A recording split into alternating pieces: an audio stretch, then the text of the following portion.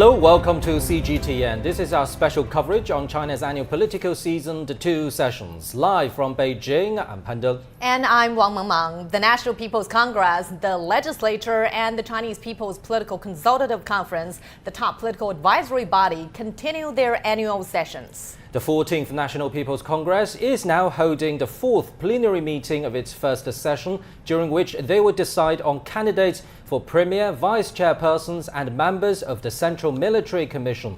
They will also elect the Director of the National Commission of Supervision, President of the Supreme People's Court, Procurator General of the Supreme People's Procuratorate, and members of the 14th NPC Standing Committee. And our special coverage is also being live streamed on our social media platforms. Log on in our CGTN app to stay updated. Now let's get the latest from the Great Hall of the People in central Beijing. Chinese President Xi Jinping has just nominated Li Qiang as the candidate for Premier. Xi Jinping, also chairman of the Central Military Commission, has nominated Zhang Youxia and He Weidong as candidates for vice chairman of the Central Military Commission, and Li Shangfu, Liu Zhenli, Miao Hua, and Zhang Shengming as candidates for members of the Central Military Commission. And we also have a list of other candidates for other state leadership positions. Liu Jingguo is the candidate for Director of the National Commission of Supervision. Zhang Jun is the candidate for President of the Supreme People's Court. Ying Yong is the candidate for Procurator General of the Supreme People's Procuratorate. And we'll keep you updated for this ongoing session at the Great Hall of the People. Now, for more insight, we're joined in the studio by Professor Chu Qiang and Professor Victor Gao. Thank you very much for joining us, gentlemen. Now, we've just heard a list of nominations and appointments. Gentlemen, what do you make of the process so far, reflecting on whole process, people's democracy? Professor Gao. Well, again, today's session will be very important in the political life of China, and it is truly an integral part of the whole process democracy, as we call it, in China, because there is a process, there is a procedure for example, the President of the People's Republic of China to submit his nomination for the candidate for the premiership, and the Vice Chairman of the Central Military Commission of the People's Republic of China, as well as other members of the committee. Now, this is very important because we all know about the procedure, about the process. Now the process has been started, and today the NPC delegates will vote, and their vote will be very sacred, very important. And I think the Chinese democracy, the whole process democracy as we call it, is very orderly. It is not chaotic, it is not spontaneous, for example. It is very well choreographed, and everything is following a very clearly defined process and procedure. And the whole people in China are watching all this as it's unfolding, and I suppose the rest of the world is also holding its breath as to who will be nominated, what will be the results of the vote, and then immediately afterwards I would not be surprised if the swearing ceremony will also take place.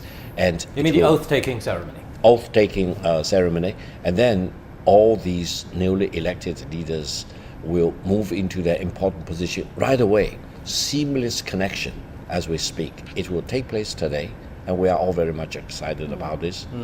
Yes. And this year's NPC session will be closed in about 2 days, making it a total length of 8.5 days. What have you found to be most impressive so far, Professor Chu? Well, I think this is actually very important, a new NPC. Because if you're familiar with Chinese political system, you know that every 10 years we will have a new administration. So every 10 years, the first year we call the year of the beginning. So in the year of beginning, you have a lot of things to say. To see, for example, we have set the GDP growth target for the next 5 years, or the direction for the next 10 years. And also, when the beginning year comes, you will see major political reform. Why is that? Because you need to keep up with the pace of the time. Every 10 years, you are going to see the major changes in the domestic and international situations. For example, let's say financial sector.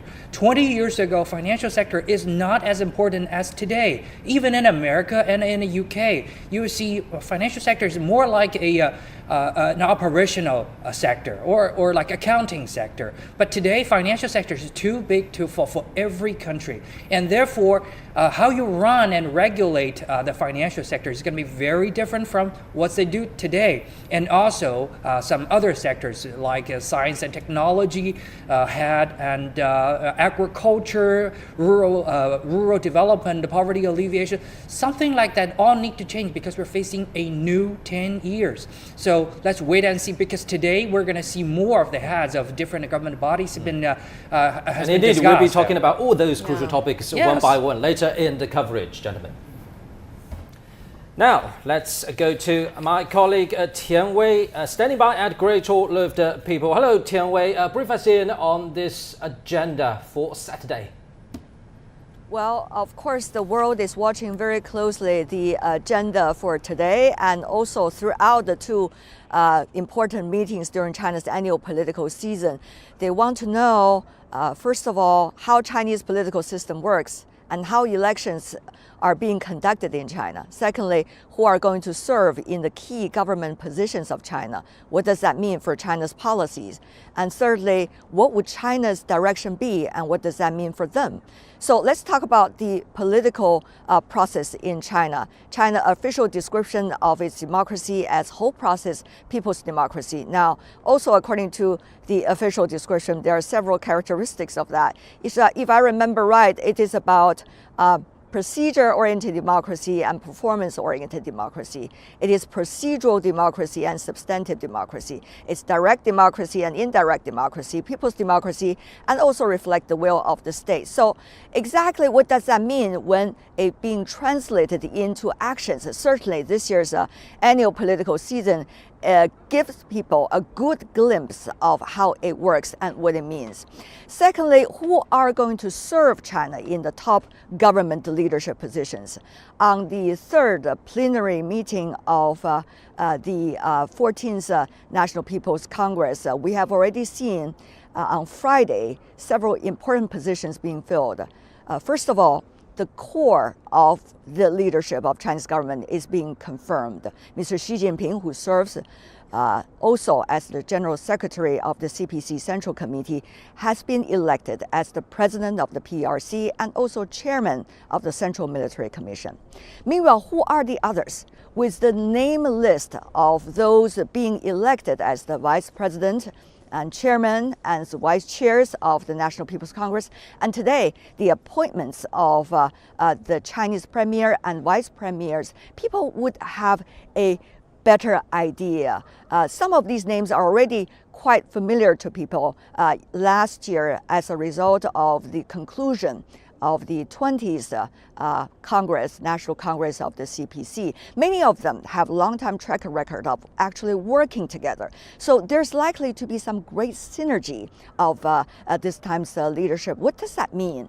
And meanwhile, every one of them has their own unique governance capabilities and experiences. So how will they take advantage of that? Well, at the same time, collectively cooperate. Certainly, people are going to have an idea of that, both with the results, with the elections and appointments, and also with the policies and way of governance they are going to exercise in the next few years. And of course, this year, on Friday's meeting, the National People's Congress deputies have already approved the institutional reform plan of the State Council. All of you know it's put out every few years, the institutional reform plan. This is already the 9th time, but this time it's dealing with, as some of our guests earlier in the show indicated, some very important areas. For example, science and technology, for example, rural rejuvenation, for example, financial risks management, data management, how to deal with the growing elderly population, how to deal with proposals and complaints coming from the general public. So these are general directions of the institutional reform plan, but when it's being translated into concrete policy, it will certainly have a great impact on the Chinese economic and social development, and also on how Chinese business and investment environments will work for international investors in the future. So all in all, Pandong, China is one of the world's largest population. It aspires to have high quality growth and also common prosperity and peaceful development. So how it will work on some of the current challenges everybody faces today and how it will also work with everybody else when the world is going through grand transition, when it's being characterized by confusion, conflicts, and sometimes chaos. Certainly, China is going to trying to provide some impetus and confidence to the rest of the world through this year's annual political season. Back to you, Panda. Thank you very much, our colleague Tian Wei at Great Hall of the People. All right, now some key figures from the proceedings. China has reviewed some major national economic targets for this year during the two sessions. China aims to expand its economy by around 5%, create around 12 million urban jobs, and secure an urban unemployment rate of 5.5%. Inflation will also be capped at 3% this year. Now, with the priority of stabilizing the economy, the country will implement a prudent monetary policy and keep the RMB exchange rate generally stable. The report also promotes a steady increase in the volume and quality of imports and exports and a basic equilibrium in the balance of payments. The Chinese government will take the lead in coordinating national resources to strengthen research and development of core technologies for key industries. All right, now let's get the thoughts from our guests here. So the new government is tasked with steering the world's second largest economy through challenges, both home and abroad, and certainly there are opportunities as well. So Professor Chu, I want to get your thoughts on the future trajectory of China's economy. Well, I think in the future, China will follow a very stable path, but also efficient and green path of economic development. You have to understand, China has already been the second largest GDP economy in the whole world. You are not expecting the GDP like this to grow as fast as before because the sheer number, the base number is already very large. When you're at the size of $1 billion of economy, it's easy for you to grow like 10% a year. But when you hit a $1 trillion size, even it's 1% of the growth, it's going to be phenomenal growth. Like in America, like UK or Germany, when they hit certain size, they're going to stabilize their trajectory of the growth, but also to promote the quality and the technology savviness of their development. So that's going to be the future of China. And also Chinese development is going to be more fair, equal, and try to minimize the gap of people's income and also let everybody to enjoy the common prosperity. And Professor Gao, we know this year is the first for China to fully implement guiding principles set by the 20th CPC National Congress last October. Now, talking about GDP growth, 5%, many have noticed this number and so many discussions have emerged surrounding this number. Of course, number and speed matter, but how to understand speed and quality on this so-called new journey in the new era for China? Allow me to put this coming five years in historical perspective. As Professor Chu just now correctly pointed out, by official exchange rate, China's economy is already the second largest economy in the world. By purchasing power parity, it's already the largest economy in the world for quite a few years. But I would suppose if we keep, let's say, growing by 5% as mandated for 2023 and similar rate of growth throughout the coming 5 years, either by the end of this 5-year period or roughly around the year 2030, the Chinese economy most likely will be the largest economy by official exchange rate. That will have revolutionary and profound historical significance. Why?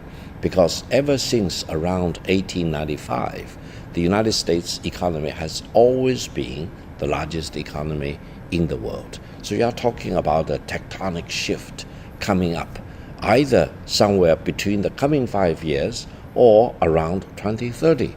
And in order to achieve that major shift, the coming 5 years, especially this year, 2023, which will be the first of the 10-year period, will be crucially important because it's kind of like laying down the foundation. With a solid foundation, I would suppose the coming 5 years will really be built upon the solid foundation in a better way, leading towards that major shift and the transition of the Chinese economy becoming the largest economy by official exchange rate. Now, this, I believe, would also help calm down the United States because right now they get two things completely mixed up.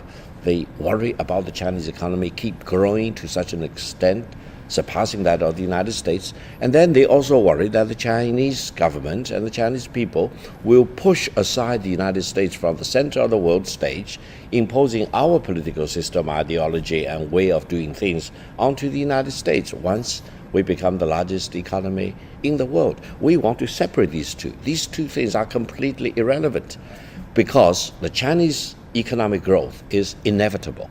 That's the megatrend. Everyone needs to accept that.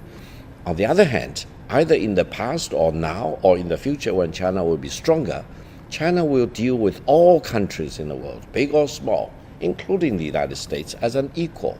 We will deal with each other with respect, equality, for example. We will never try to impose our political system or ideology or way of doing things onto any other country.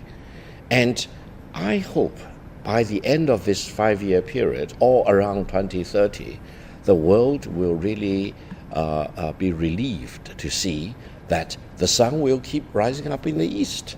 China is by then the largest economy, and the world order is not being turned upside down, and we will follow the philosophy of what we call live and let live. I live, you live. And that's more about quantity for sure. Professor Chu, what about the quality of the Chinese economy in future years to come? Well, I think this year we have already set up the GDP target. Everybody says it's 5% of the GDP growth. And how do you see that? That's coming back to what you mentioned, the keyword, the quality. Because in the past, China really mentioned about the speed of the growth, like we just discussed about. It's very necessary when it begins, because when you climb up the ladder on the value chain, you need the size and speed in the very beginning. You cannot deny that. You cannot deny that ladder 1 and ladder 2, step 1 and step 2. But when you hit the step 3 and 4, you got to consider about the quality. For example, why we mentioned about 5% of the growth is because last year we have the pandemic, and therefore we're facing the employment issue. So 5% is just enough to meet the gap of the employment of 12 million people. But after that, we will leave the thoughts to the local government, to the private sector, to the SOE, for them to think about. Maybe you're going to have 6% of the growth, even 8% of the growth, but it depends on your own decision. The country, the government wouldn't lay out a mandatory target for you so that you run after the numbers and the speed blindly. But now you can count down after you meet that bottom line. You can think about the quality of the growth. Technology-based, more green, development-oriented, common prosperity in a rural area, because it's easier for you to achieve higher number in the large cities, but ignore those people are lagging behind. But now we don't urge you to do that. The government wants everybody to enjoy the piece of the cake in the country's development. And also technology's environment is going to be more and more. But also green development. In the past, it's easier to achieve the speed, the faster, but you can waste more of the resources or pollute more of the environment. But what's that going to bring to us? We're going to compensate that, a negative externality. But now we want to move forward. We want to have the next step, higher step on the ladders. So greener, more efficient, more fair. That's going to be the quality of the Chinese economic development background in the future. We've been hearing messages of confidence from the proceedings at the two sessions, not only from the government work report, but also from the motions and proposals by deputies and members of the two sessions. For example, the confidence not only comes from policy making, but also the government is trying and aiming to restore confidence in China's economy, to restart the engine of the Chinese economy on the world stage in relation to the rest of the world. So how will this be watched out for by the rest of the international community? Well, I think this is going to be a great news for the international community. Just take a look at the news. World Report internationally recently. What's the keyword? It's landing. Hard landing, soft landing, no landing. So basically you're talking about how we can touch up on the ground. But every country, when you talk about China, every country, America, European, or Middle East, they're talking about recovery. So it's an opposite trend. Everybody is looking at China right now because China is the only economy we live out we have already left the pandemic impact. So now today and this year is we reopen to the rest of the world. Chinese tourists going out to international tourism destinations, spend the money, buy things, and the Chinese industry is be full steam engine on and reopen to the world supply chain. We're going to import the raw materials. We're going to sell the added value and the products to the rest of the world. We're going to send our team of the delegations of the commerce to the rest of the world, the tourists, as I mentioned. This is going to be a good remedy to counter off the potential recession, which has already been happening in many regions. We've been seeing, a lot of people are saying the inflation probably is going to come, Chinese people resume their buying. No, because we have already seen the raw materials, the big commodities prices have been dropping since we have facing the potential recession. But when Chinese people are restarting and reopening their economic activities, we're going to see they're going to be a firm support of the price of the raw materials and commodities. So, which is a good counter for the deflation issues, because eventually deflation issues is going to be the one who hurt the world economy for the next stage. After 3 difficult pandemic years, China's economy is back on track. Now, politicians and experts around the world have commended China's high-quality development. They say it will be a great boost for the global economy. Let's take a listen. It's the transition from basically looking at big GDP numbers to looking at the quality of what's driving growth. And as we see, China has steadily improved in its ability to create more higher value added segments within its own economy. And therefore, whether it's the global supply chain or the International Division of Labor, China is moving up. It's a period where China continues to play a strong role in global economic affairs and becomes an attractive partner in terms of addressing the world's major global challenges. It's in the interest of the European Union to develop constructive, positive, and peaceful relations with China and launch cooperation on trade, culture, and academics. That's also in China's interest. China's current economic development, on the one hand, focuses on domestic market, realizes high-quality development, and builds strong domestic circulation. On the other hand, it further advances opening up through the Belt and Road Initiative. The continuous robust growth of China's economy will definitely bring a positive influence to the economic development of the whole world.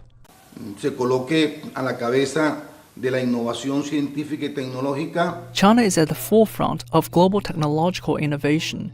China will definitely use its development achievements to benefit other countries. So we hope to see China's plans for promoting global economic development and how they can benefit everyone around the world at this year's 2 sessions. NPC deputies approved the draft decision on the reform plan of state council institutions on Friday. Here's CGTN reporter Sun Ye to elaborate on the plan's implementation and how those areas would change.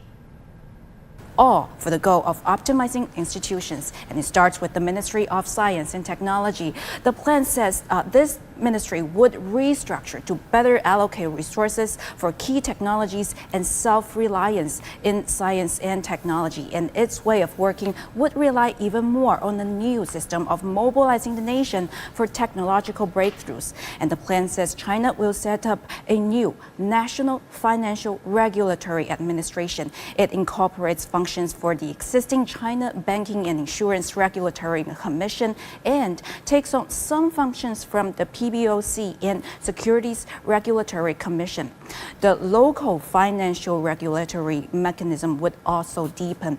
Meanwhile, the Securities Regulatory Agency would become a government agency rather than a public institution, and it will be directly underneath the State Council.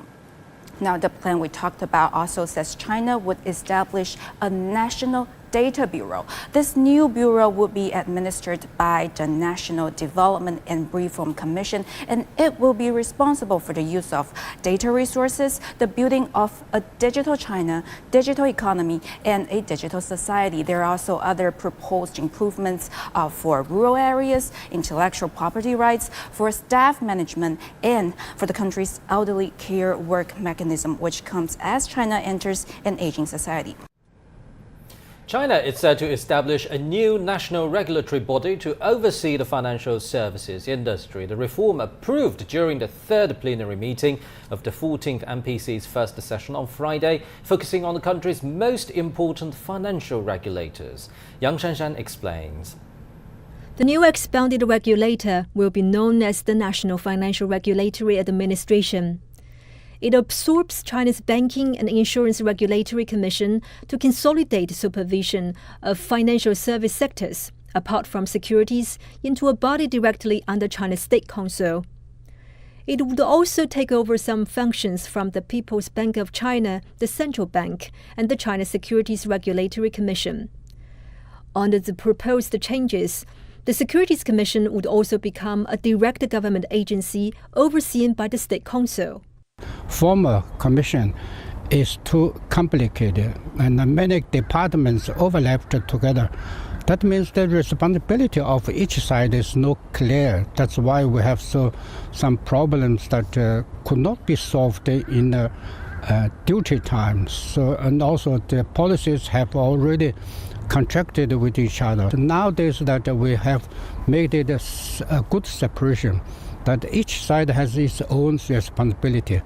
And this way, reform, I think this is a vertical form. So from this vertical management is more efficient, more sufficient, and more effective. The changes, which have similarities to financial regulatory systems in some other countries, are said to resemble what's known as a Twin Peaks model of regulation, with one agency covering market conduct and consumer protection and the other focused on the financial system's stability and policy. This is a very crucial for China's economy. So we have to see that the China's economic development will be further safeguarded and also will be in a stabilized way. The proposed reforms seek to optimize the central-local relations in the division of central and local powers. For example, historically, local governments have established the relevant financial offices or oversight agencies, but now the focus will be on the national function of finance as a tool in macroeconomic management. The overall plan is for China's financial system to become safer, its structures clearer, and management more efficient. The restructure represents an important step towards China's modernization path, with the hope of avoiding systemic financial risks and giving more support to China's real economy. Yang Shanshan, CGTN, Beijing. All right, Professor Gao, talking about reforms in financial supervision, what are the opportunities and challenges for the new institution to deal with? Well, allow me to put this in historical context first. Before 1991, there was no securities market in China. The banking market was very simple, and the insurance industry was almost non-existent. So since 1991-92, China's financial services as a whole have really taken leap and bound. Until now, the Chinese financial market itself, including banking, insurance, and securities, private equity, and venture capital, for example, are one of the largest ones in the world, and also registering very rapid economic development. Now, on the other hand, in terms of the regulatory commission, it is evolving very rapidly. We used to have a system with the People's Bank of China, the central bank at the top, and then we have the China Securities Regulator, Banking Regulator, and Insurance Regulator. 3 different commissions in charge of 3 different sectors. But then it was realized that the funds, for example, actually move very rapidly across industries. And you need to have a more overarching view about where the risks are, how can you manage the risks, and also how can you bring wrongdoing under disciplinary measures. And then investors' protection becomes more and more important because more households, more individuals actually are exposed to investments of all kinds, either in banking sector, insurance sector, or securities sector, and more people actually now invest earlier stage, for example, venture capital and private equity capital. So in a sense, the regulatory framework in China is evolving. Now, China wants to create this financial regulatory bureau, which takes care of not only banking and insurance, but also focusing on investors' protection. and overall market risk management. This is absolutely important. Now, personally, I will not be surprised if many years down the road, the securities market may be folded into this overarching financial regulatory bureau to start with. Because if you look at situation in other countries, for example, in the United Kingdom, they have a financial services bureau. In the United States, they still have, for example, the Securities Exchange Commission separate, which is looking after the securities aspect. But in other countries, like in Japan, they have more or less a more integrated regulatory framework. So I think this decision made by the NPC the other day is a big step forward in protecting the investors, in overseeing, checking out, monitoring financial risks, and try to maintain financial integrity to start with. But eventually, I think, if we really look at, on the one hand, the robust, healthy growth of the financial market as a whole, protecting the investors' interests, and also maintaining financial integrity and stability as a very important objective, then the regulatory framework should not be considered as carved in stone. It should be constantly readjusted and readapted to the new challenges and new circumstances. And in China, I would say, in the coming 5 years, in the securities market in itself, there will be tremendous amount of development, even transformation. So by the end of this 5-year term, whether the regulatory framework for financial market as a whole need to be further adjusted, I'm very much open-minded. Professor Gao gave us a holistic approach to the reform in the regulation sector. Professor Chu, I want to ask you this. What do you see as some of the potential advantages of having this one organization, the regulatory sector, under one government body instead of cross different institutions? Can we expect the policies to be more unified and coordinated? Oh yes, exactly. That's what you mentioned. Like I just said, 20 years ago, a financial sector can be really simple. It's just checking numbers, keeping the books. It's accounting sector. So as long as the numbers are correct, you don't have any risks. But later you found anything changed. After 2008, you see the major crisis happen in the American housing market because the financial market become more integrated. You need comprehensive and a penetrational kind of regulation overall. It's a bit complicated because it's concerning too much of the technical details. For example, right now you're looking at more of the shadow banking agencies acting like a bank, but the banks are acting like the bond issuers. And also the insurance company, they used to be just providing the insurance for your life or for your disease. Now they're acting more like a hedge fund. It's going to be really interesting. Just take a look at the 2008. In America, why they have this crisis happening in the first place is because the housing market act like a bond issuer, but their collateral is not enough. So the risk is just leveraged up. But at that time, the regulatory head in America don't have any experience. Or we can say the whole human being never sees things like that because the financial sector, before you know it, has become very, very complicated. And our regulation style in the past, everywhere in the whole world, is more like in a silo. Insurance regulators just to watch over the insurance company. Banking sector has been watched by the banking regulators, and the securities by the securities, something like that. But after that American first understanding, you need to break down the silos. You need to bring everybody together because the financial sector inside of itself has been entangled. The insurance company borrowing the banking fund and jump into the security market. So it can be contagious of the financial risks. So after that, USA, UK, they all have their version of the Financial Stability Board.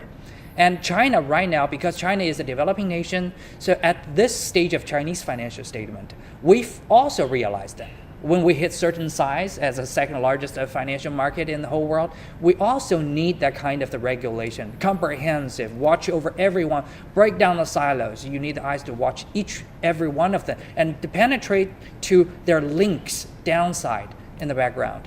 That's the reason why we have this design in the first place. And I think this is borrowing the lessons and experience from other countries who have already experienced certain peril and danger. So I think this is going to be very important in the next 10 years, since Chinese economy will rely on the finance to develop in a quicker pace, like other developed nations. Well, Professor Chu, how about we get a step even higher to the Bank of Banks? That is the reforms to China's central bank, the People's Bank of China. What's the strategic positioning here? Well, in the past, because it's going to be a very funny historic, facts. In the past, China don't even have the commercial banks. Central Bank of China acting like a commercial bank, like a micro regulator, like a macro regulator. So one agency covers all of the financial sector. This is going to be, because that's at that time the financial function and structure is going to be very simple. But now it's going to be a very different picture. So central bank, by its definition, should watch over the macro, the bigger pictures, the monetary policy, financial stabilities, but the micro, the details regulation to watch over should be spared to the National Financial Regulatory Administration, the NFRA. So it's going to be separate. Now central bank is going to be more focused, making the great monetary policy to watch over the stability of the prices, general prices level of the country, and exchange rates equilibrium. And let the new Financial Bureau of China to watch over the bank's behavior, securities, their behaving standard or something like that. So it's going to be more clear, more focused. And also, we removed some obsolete functions of the central bank as well. For example, everybody knows China is a very large country. We need to ship all the paper cash to even the most grassroots communities. You see, you have to use the paper note. And it's going to be with very high security level. You need to have the convoys of the cars. You need to have the officials to watch over the distribution of the paper money. But now China is the largest digital payment and digital currency country. We don't need to use the cash like before.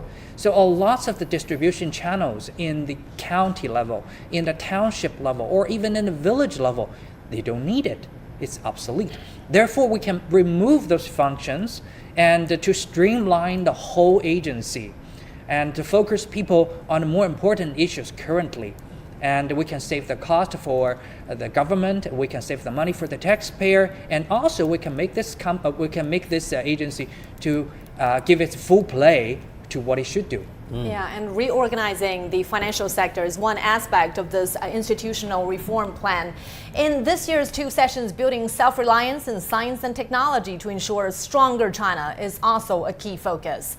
As the producer of CGTN Science and Technology series, Tech It Out, Yang Zhao has been watching this issue closely, and here's what he has to say. But every year, the 2 main political bodies of China meet for its annual gathering known as 2 sessions. It's where the top plans to implement China's policies are revealed. And we have breaking news from the conference hall this week. And China has just announced its plan to restructure and streamline its Ministry of Science and Technology on an unprecedented scale. Why and how? Let's check it out. I'm going to summarize the reform plan in 3 major points. Number 1, the institutional changes will reduce the scope of the Ministry of Science and Technology.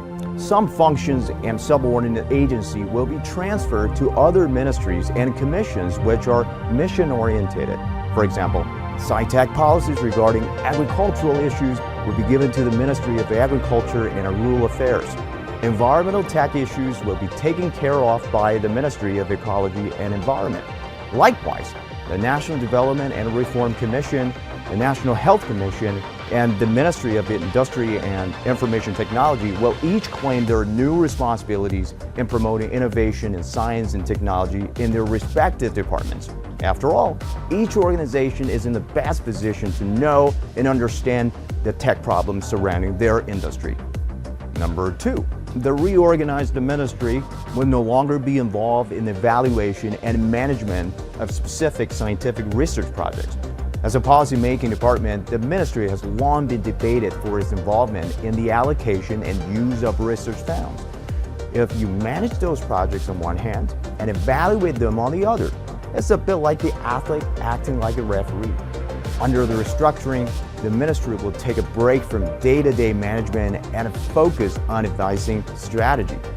But the ministry will still manage one major fund, the National Natural Science Foundation. The foundation will focus on the basic science research and the management of major national science and technology projects, since this requires pooled resources and unified leadership to advance. Then comes the third change of this plan, the establishment of a Central Science and Technology Commission, which will become China's top decision-making body in this field. The ministry will become the executive body of this commission. The name commission carries with it some weight. Since 1998, top decision-making body underwent name changes before becoming a Central Science and Technology Commission. Experts say this commission can strengthen the CPC Central Committee's leadership over science and technology innovation and enhance its capabilities. Behind the context of these changes is the fact that China's gone from being a follower to a leading force in many areas. Many frontier research activities have stepped into the unknown territories, asking Chinese science policymakers to be extremely focused. It may seem that the responsibility of the Ministry of Science and Technology have been reduced, but the truth is, the role of science and technology in China's future have been raised to an even bigger and more prominent level. Staying with the topic, the Chinese government has stressed that the country's scientific and technological policies will aim to build national capacity and self-reliance. Efforts include improving the new system for mobilizing resources around the country. NPC Deputy Pan Jiaofeng, also the president of Institute of Science and Development at the Chinese Academy of Sciences, tells us more about the roles of the government and enterprises in making key technological breakthroughs. National strength in strategic science and technology vary from laboratories, research institutions, universities with high-level research capabilities, and science and technology enterprises. They have respective strength in different parts of the innovation chain, from basic research breakthroughs to application development. Only if they have a clear division of labor can they form a joint force. And we also need to optimize the layout of these strengths around the key areas. We highlight enterprises as principal actors in innovation because they can concentrate on the real needs in industries and then put together research institutions, universities to carry out research, eventually solve real problems, and form a higher-end value chain. So the Ministry of Science and Technology will be restructured to be able to channel more resources towards technological self-reliance and moving faster towards that goal. What are some of the external environment that has prompted China to make that decision? Professor Gao. Well, I think one of the most important decisions made by the NPC these days is the institutional reform decision. Now, to do institutional reform is nothing easy. Why? Because in a sense, it's kind of launching a revolution against yourself. Institutions always play very important roles, and once they have been established, they take on a life of themselves. They have missions, they have mandates, they have staff, they have all kinds of budget or expenditures, for example. So if you are talking about, for example, downsizing by 5%, and then if you talk about reshuffling of their responsibilities or taking out some other assignments to other ministries, it's really very tough. It sometimes causes some pain among the staff, for example, and then disorientation a little bit. So you need to carefully manage that. But for the Ministry of Science and Technology, science and technology is playing more and more important role in terms of high quality development in China, because in the future, many breakthroughs will not be achieved unless you put a better focus, more focus on science and technology. But the Ministry of Science and Technology over the past several decades has taken on lots of responsibilities. So they not only care about the macro policies of science and technological development for the whole nation, they also have taken upon themselves many other details. For example, to evaluate all kinds of science awards, for example, reviewing and deciding how the science budget should be dispersed, And this is very detail-oriented, and it takes a lot of time. I think the new leadership in the State Council realized that the Ministry of Science and Technology should really focus on what really matters most. That is the macro policy of science and technology, promoting science and technology, really putting a premium on the high-quality economic development for China, using science and technology as a major driver. So the ministry itself should not really care about all these minute details, because these details can be transferred to other ministries which can be better positioned and better qualified to handle all these technicalities, for example. And I think this will really liberate the Ministry of Science and Technology in a better way, so that they can focus more on what this ministry really should care about. And eventually they will be more productive, more efficient, and the whole nation will benefit more by greater discipline on how science and technology should develop. Especially, allow me to emphasize another point.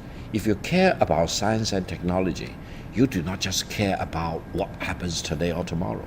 You need to have a very long-term perspective, sometimes 5 years down the road, 10 years down the road, sometimes 50 years down the road. You cannot miss a major turning point in humankind's development of science and technology. So the ministry should really be poised at a very high altitude, looking down with a bird's eye view, not only about science and technological development in China, but also comparing the Chinese situation with, let's say, everywhere, all the other countries, especially the developed countries in the world.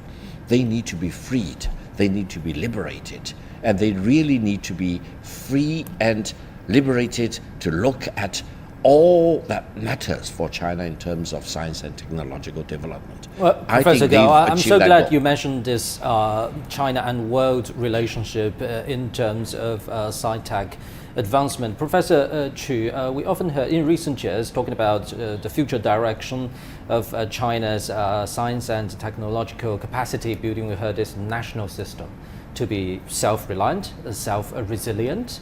But at the same time, we're also emphasizing that China is not cutting itself from exchanges with global colleagues and the industries, related industries. Clarify this further to our global audience. Well, I'm glad you mentioned that. Why Chinese always mention about self-reliant in science and technology, we are not going to cut ourselves from the rest of the world, but we are afraid of being cut from the rest of the world. We all remembered several years ago, like 20 or 30 years ago, what's the problem with Chinese economy and technology? Probably we have the memory. China want to catch up with the result of the second industrial revolution or third industrial revolution. Because at that time, China is really a country lack of oil, lack of natural gas. I still remember when my father and my grandpa told me in the 1960s in Beijing, because we are so lack of the oil and gas. So even we cannot run the bus line in a full time. You have to stop the bus because you don't have the oil. And we have the embargoes at that time in China, so we cannot ship in enough oil for the country to use. So the government and people get really frustrated. So at that time, for the first time, our scientists mentioned that maybe we should develop the solar farming to compensate the lack of the energy.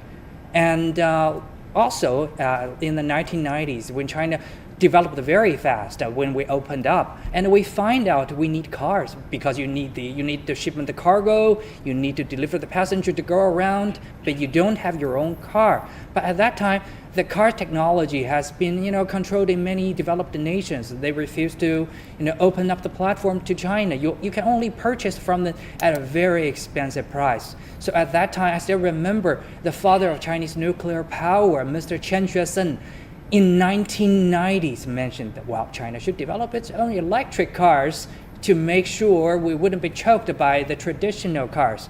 And the minister, Wang Gang of the Ministry of Science and Technology at that period of time, and in the 2000, also mentioned, okay, just forget about the traditional cars because it's been very hard to pass through all the IP control and everything.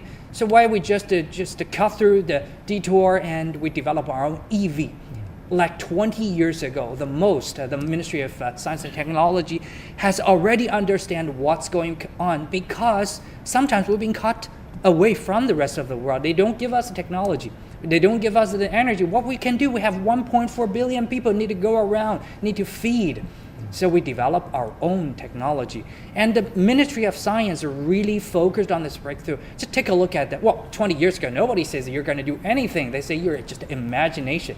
But now, we are the largest capacity for solar farming technology. And last year, even though the whole world is facing a recession, but Chinese EV cells has already surpassing many traditional car makers. So this is a change we're going to really make. And just imagine, now European Union has been influenced by China. They try to adopt more of the EVs. They've been adapting Chinese EV technology standard. They want to make sure the whole Europe can go green in 15 years. This is the progress, this is the contribution that China has made to the green development of the whole world. So Chinese development of technology is not to make sure China can cut himself from the rest of the world, but instead China wants to reopen to the whole world and make its own contribution for the better development of the whole human being, because we have the shared face as one community. Yeah, and the sense of urgency really changes over time. Professor Xu mentioned gas and oil, and then it was EV, and now China wants to cut its reliance on exports, on imports, on core technologies of the future. Well, allow me to add a point to what Professor Xu just now mentioned. In an ideal situation, science and technology should be neutral. Yes. They should not be political or carry an ideological or geopolitical color to it. However, in the real world, for example, when several other countries were developing international space station, China wanted to participate. China submitted application, but the United States refused. The United States even adopted a law called the Wolf Act, prohibiting anyone in the United States, company, government agency, individuals, from cooperating with China in space. Can you believe it? It's against science and technology. It's against international cooperation, but that's the way the United States wanted to do. The mindset still persists. And the mindset probably gets worse. Now, what should China do? Either we just look at the ISS and without having anything to do it, or you force China to be self-reliant. So China scrambled into action. China said, okay, if you want to cut me out from International Space Station, I want to build my own Chinese space station. So by now, the Chinese space station is much more advanced and sophisticated than whatever that remains of the ISS. And somewhere either in 2023 or in 2024, the ISS will be decommissioned, and the Chinese space station will be the only space station in Earth's orbit. Now, this shows that China has the resolution and resolve to be self-reliant. If foreign country or several foreign countries want to gang up to cut China out, China refused to be cut out. If you want to cut me out, I want to be self-reliant. So the reason why we want to promote self-reliance and independence is not because I want to be self-reliant and independent. It's because the maximum pressure some other countries want to impose on China. If we can get our wish, for example, we want to cooperate with any country, every country, the rest of the world, as freely as we can, as we could, because we truly believe science and technology should be neutral. Yes. And it should be used for the benefit of mankind as a whole. And if any country really wants to either monopolize some technologies or use technologies for their geopolitical purposes, especially against China, especially in violating China's sovereignty and territorial integrity, then you force me to scramble into action to become independent and self-reliant. This is the megatrend. And I would also want to emphasize another point. Going forward, in the coming 5 years and many years beyond, science and technology will really be the most important driver for for China's economic growth, sustainability, as well as Chinese contribution to mankind as a whole. Because China used to have one advantage and strength, that's the cheap labor 40 years ago. Now Chinese labor is no longer cheap. And we want to put a premium on science and technology. That's why you see China's application and approval for patents ranks #1 in the world, ahead of the United States and Japan. And in some categories, Chinese record is really very impressive, especially considering compared with the situation about 44 years ago. This gives us hope, and the fact that every year China graduates around 10 million college graduates, many of whom have engineering degrees, means that the pool of talents that we can tap into is becoming larger and larger. So if any country really wants to indulge in the fantasy that they can cut China out in science and technology, no way. We will not allow that to happen. The United States now is launching a chips war, a semiconductor chips war against China. I've said for the record that in less than 10 years, China may not need to buy any chips from the United States or Japan or Republic of Korea or China's Taiwan province, because you force China to be moving as fast as we can into independence and self-reliance, as we were forced to do so when we scrambled into action to develop the Chinese version of the space station. This is what China really cares about. China's Tiangong space station that's up and running is really a fine example of what China can achieve under its own resolve and also under international pressure.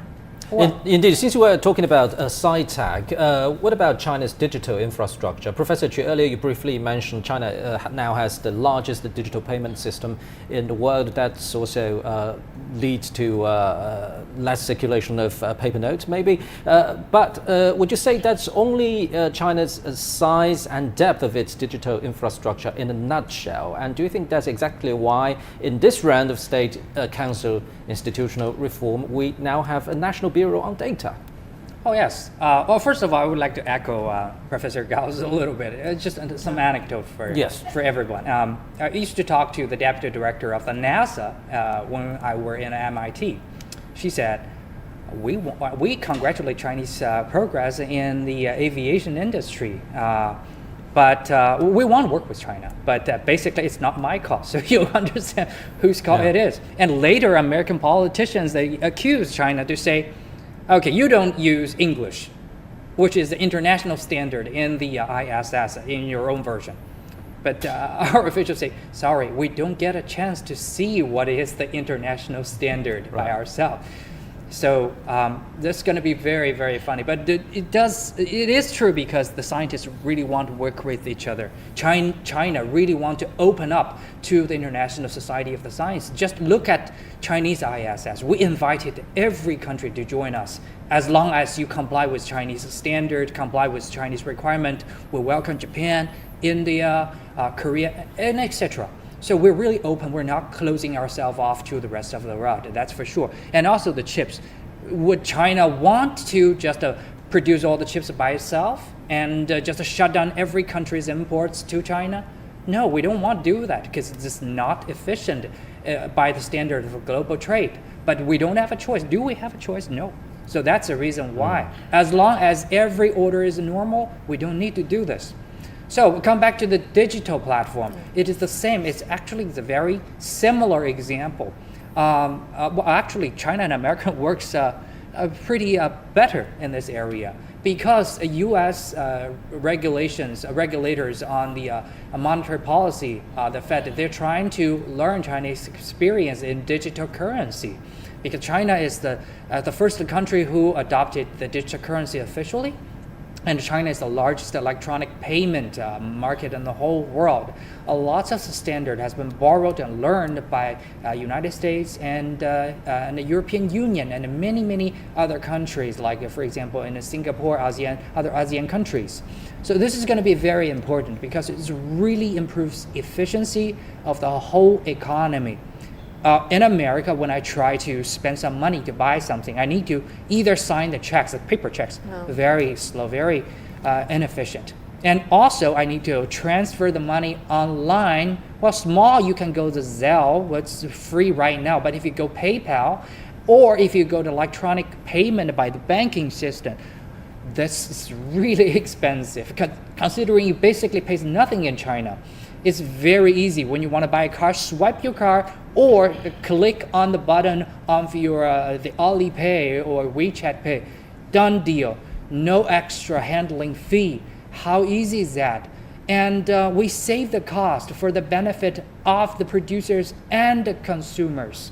So our financial sectors, they can have their own fair share of the income, but not the extra unimaginable share of income. So it's going to be fair, more efficient, and faster. And I think this experience can be shared with many other regions of the whole world. And also China right now, what they're doing is that they try to help many other countries, for example, Sri Lanka, Indonesia, Vietnam, Myanmar, to develop their own electronic companies, their own version of the social plus / payment on shopping platform. It's of their own local people's demand. It was put the server in their own country and nurture a lot of a team of the engineer of their own country. Eventually, it's going to spread the premium or the bonus of this technology progress to the rest of the world. Letting alone if you go to Africa, African telecommunication companies also been working with Chinese engineers to building their own platforms. Purely business corporation with no political stream attached. So this is going to be the great news, right? Yeah. Indeed. And having mentioned the rapid development of the digital economy, we also have to mention the sensitivity surrounding the collection and management of data. And China is also looking into that aspect, Professor Gao. Absolutely. I think the decision to set up a national bureau of digital data is very important. I think among all the big countries in the world, China probably is the first country to set up such a central government ministry level entity. Now allow me to mention one thing. I think digital age is already upon us. It's already among us. What does that mean? It means everything we do as individuals, families, companies, society, government, whole civilization, mankind as a whole, everything we do is becoming data. And data can be very fastly, efficiently gathered, produced, processed, transmitted, stored, and reused. So, going forward, data becomes productivity factor.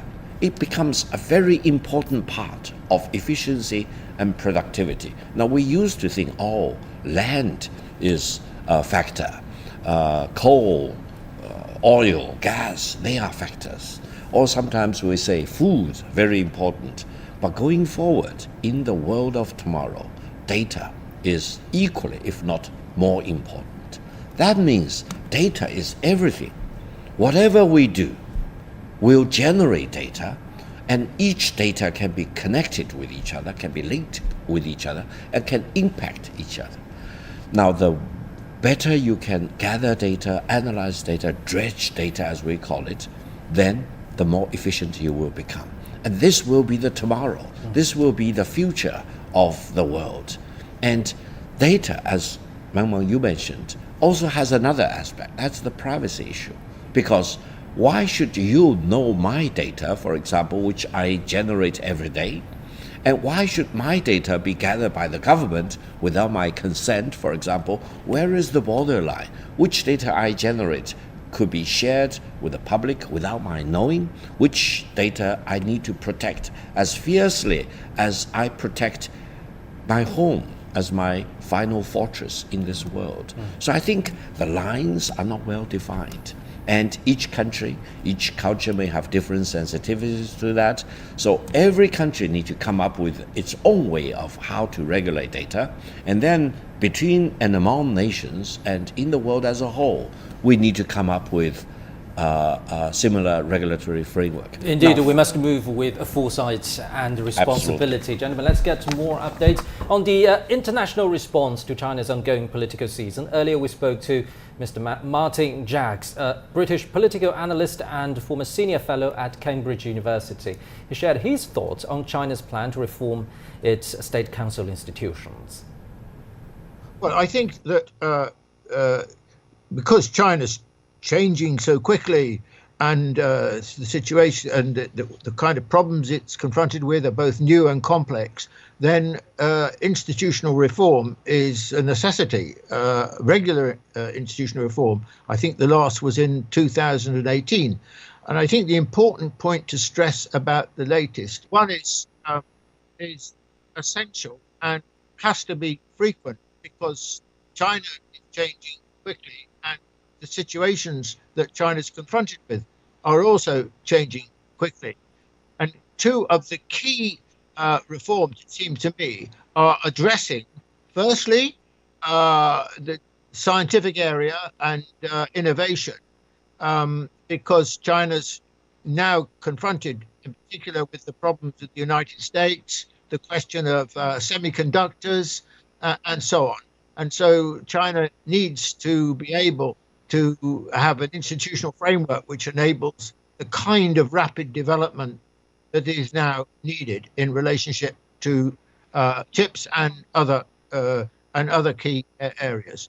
The second area, of course, is financial regulation, and these are quite major institutional reforms, and they are seeking to address the problem of how to regulate very big new companies and so on, and financial issues, which have clearly been troubling China or on China's agenda for a few years now, and they need to be addressed in a new and very efficient way, which ensures that these institutions are properly regulated. And now here's some background information. Since it embarked on reform and opening up in 1979, China has implemented 8 reforms of state institutions to improve their governance and streamline management and operations. The first reform of state council institutions came in 1982. It simplified the structure of state institutions to enhance the efficiency of the government's work. In 1987, the second reform focused on transforming government functions, including loosening the government's grip on economic entities. To meet the demand of building a socialist market economy, China launched another reform in 1993. An administrative system suited to this socialist market economy was established. From then on, the government's policy-making was mostly on a macroeconomic level. The fourth overhaul in 1998 was the largest in scale. Its goal was to build a service-oriented government, one with an administrative system that was efficient, standardized, and professional. In 2003, the State-Owned Asset Supervision and Administration Commission of the State Council, or SASEC, was established. It marked the full separation of government and state-owned enterprises and assets. The reform also stressed the need for executive and supervising authorities to ensure checks and balances and enhance coordination of these vast assets. The concept of giant department organization was raised in the sixth reform in 2008 and further practiced in 2013. The reorganization aimed to avoid duplication of administrative functions and overlapping management, which could cause inefficiency, corruption, and dereliction of duty. The move also reflected the people-oriented principle of the Chinese government. The eighth reform was carried out in 2018. The leadership of the Communist Party of China in the management and operation of state institutions was emphasized. To combat corruption within the government, measures to streamline graft-fighting bodies were implemented. In pursuit of sustainable development, a Ministry of Natural Resources and a Ministry of Ecology and Environment were established. From as many as over 100 ministries and commissions in 1982, there are now 26 under the State Council. Zhang Dan, CGTN. Well, gentlemen, authorities say that the institutional reform aims to build a modern socialist country amid different challenges, both home and abroad. How would you identify those challenges, Professor Chu? Wow, there have been several different paths towards the socialism ideal country. We have the Nordic models, we have the Indian models, Singapore models, and Chinese models. So each country will have their own reality. They have different paths towards their ideal target. For China, we have our own challenges. For example, just to come back to the science and technology, well, we'll take some small examples. For example, why we streamlined the most, the Ministry of Science and Technology, is because we just talked about the solar challenges, the automobile challenges in the past. But what's the most important challenge right now is probably the high tech and the chips, right? So the most, as always, played very important roles to make this technology breakthrough, right? But after 20 years, because every 10 years the things change too much. Remember 20 years ago, we're still using the Nokia, but right now things change too fast. Technology changed too fast. So after 20 years development, most has already shouldered too much of the responsibilities. For example, they need to do the agriculture technology education in the county and the township level. And also they need to provide the logistic services and the accommodation services for the foreign experts.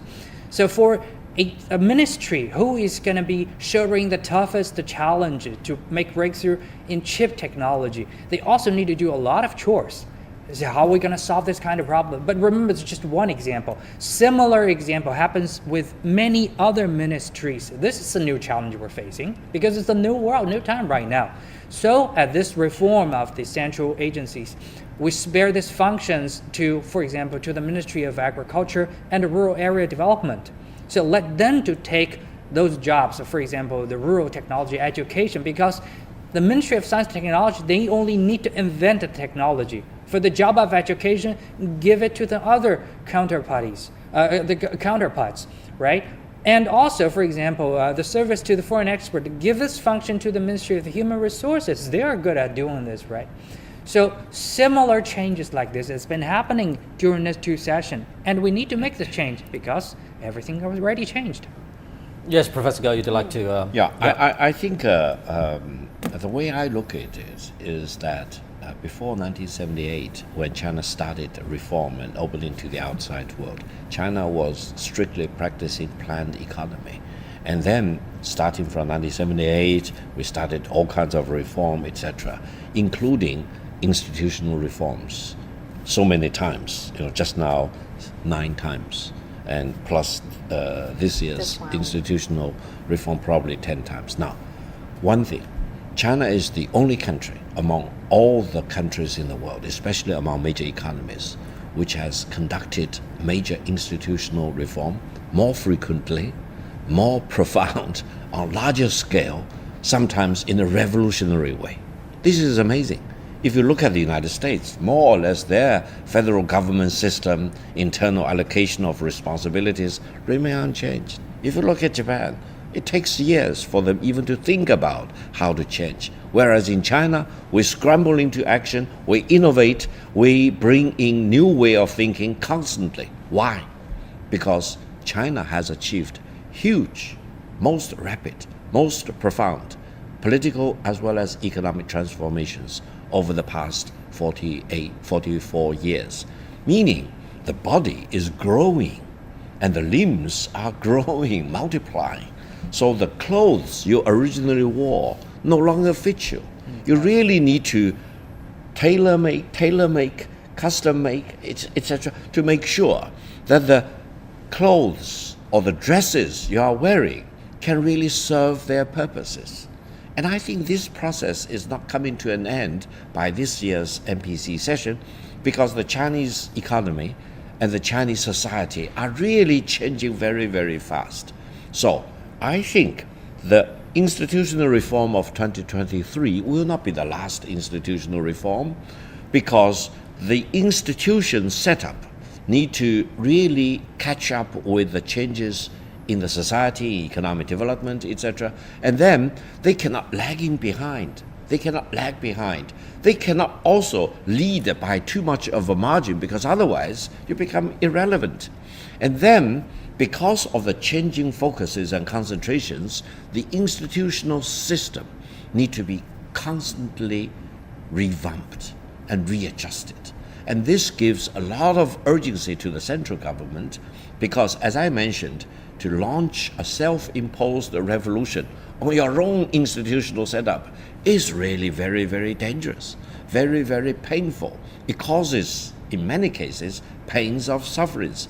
I wonder whether some of my friends in central government agencies will be laid off or will be reallocated to other ministries, whether they lose their sleep at night for a few days, for example. But this is what we need to pay for greater efficiency, greater efficacy, for example, and the greater smoothness. And now China is also emphasizing the government entities, the whole institutional setup is actually to serve, provide service. It's not overlording over the society, over institutions or corporations, for example. Their mandate is to serve. And how can I offer better services, more timely services, more efficient services, services to the point, services that you can call me up to serve your interests. A change of mindset, really. Absolutely. Now, gentlemen, let's get more from the political season. The Chinese modernization has been one of the most talked about topics during this year's 2 sessions. My colleague Zheng Junfeng explains the main features of this concept.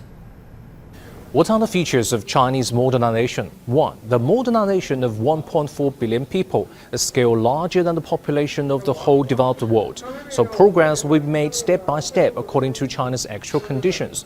2. The modernization of common prosperity for all. It means social equality and economic inclusiveness, and making sure no one is left behind.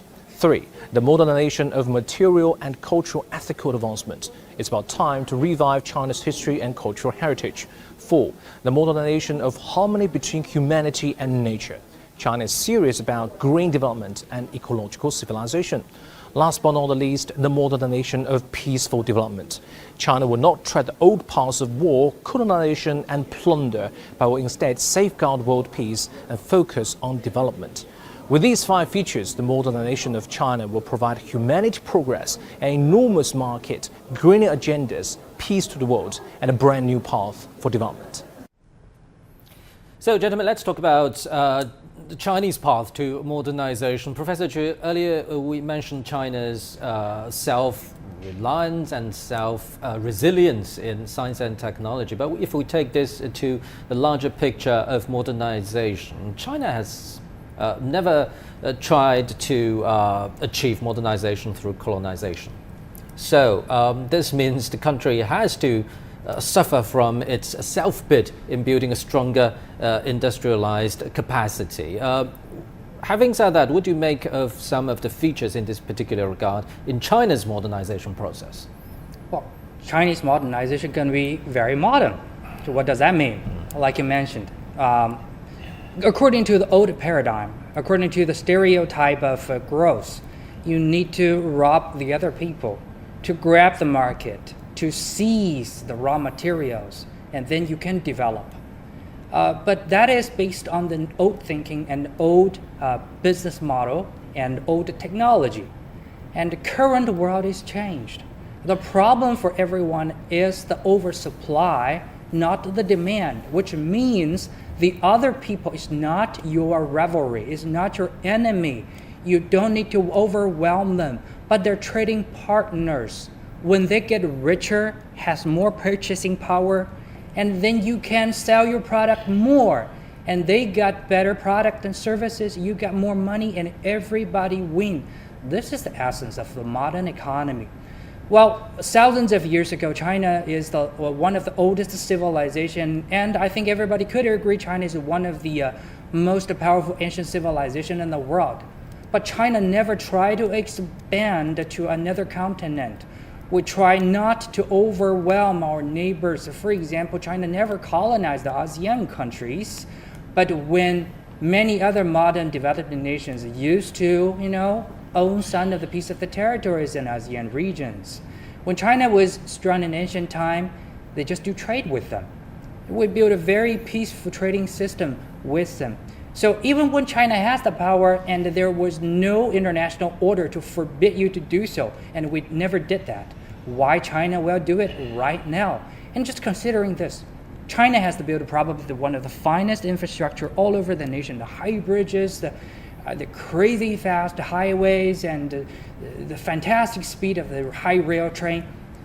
Why would China would like to wage a war to colonize the other country or to endanger its own fine life? As I just mentioned, modern technology will have exponential growth pattern as the technology goes up. That's the reason why China entitled the most, the Ministry of Science and Technology, to develop the technology, because it understands trade and technology is the source of the growth. Well, just imagine if China, probably the richest region of the whole world is California of America itself. If it's an independent state, if it were an independent state, it probably is going to be number 7 richest country in the whole world. But why would China, Russia, or other country would like to seize California? Why? Because it serves nothing. It's just a desert land with some certain mountains. What really worth money in California is the brain power, it's the technology, it's the people, right? So China or Russia or other country don't need to infringe America's benefit in California, but rather it should work with California to develop its own technology, to have the cooperation over the trade and the science, so we can all win. That's the modern way. That's the modern logic. And instead of infringing on other nations, other regions' development, China has been sharing the benefits of its own growth. You mentioned the high-speed railway, and China has been helping ASEAN countries around the world, in Africa, in Europe, to build similar infrastructure projects to help their growth. Absolutely. Talking about the Chinese pathway to modernity or Chinese modernization. Modernization, I think several things stand out. One is that over the past 44-year period, when China really started reform and opening to the outside world, the total magnitude of China's modernization, including industrialization, science and technological development, you name it, has been unprecedented in human history. Meaning, for a matter of 4 decades, China has completely transformed itself with such a large magnitude that no other country over the past several hundred years can match. Now, the second thing is that for the past 4 decades, China has uplifted around 8 billion people out of poverty. And by 2020, China already declared that abject poverty as a phenomenon no longer existed in China. Now, the number of people lifted out of poverty in China over the past 4 decades is more than the total amount of people uplifted from poverty by all the OECD countries combined. Not over the past 4 decades, but at least over the past 300 years. How can you explain that?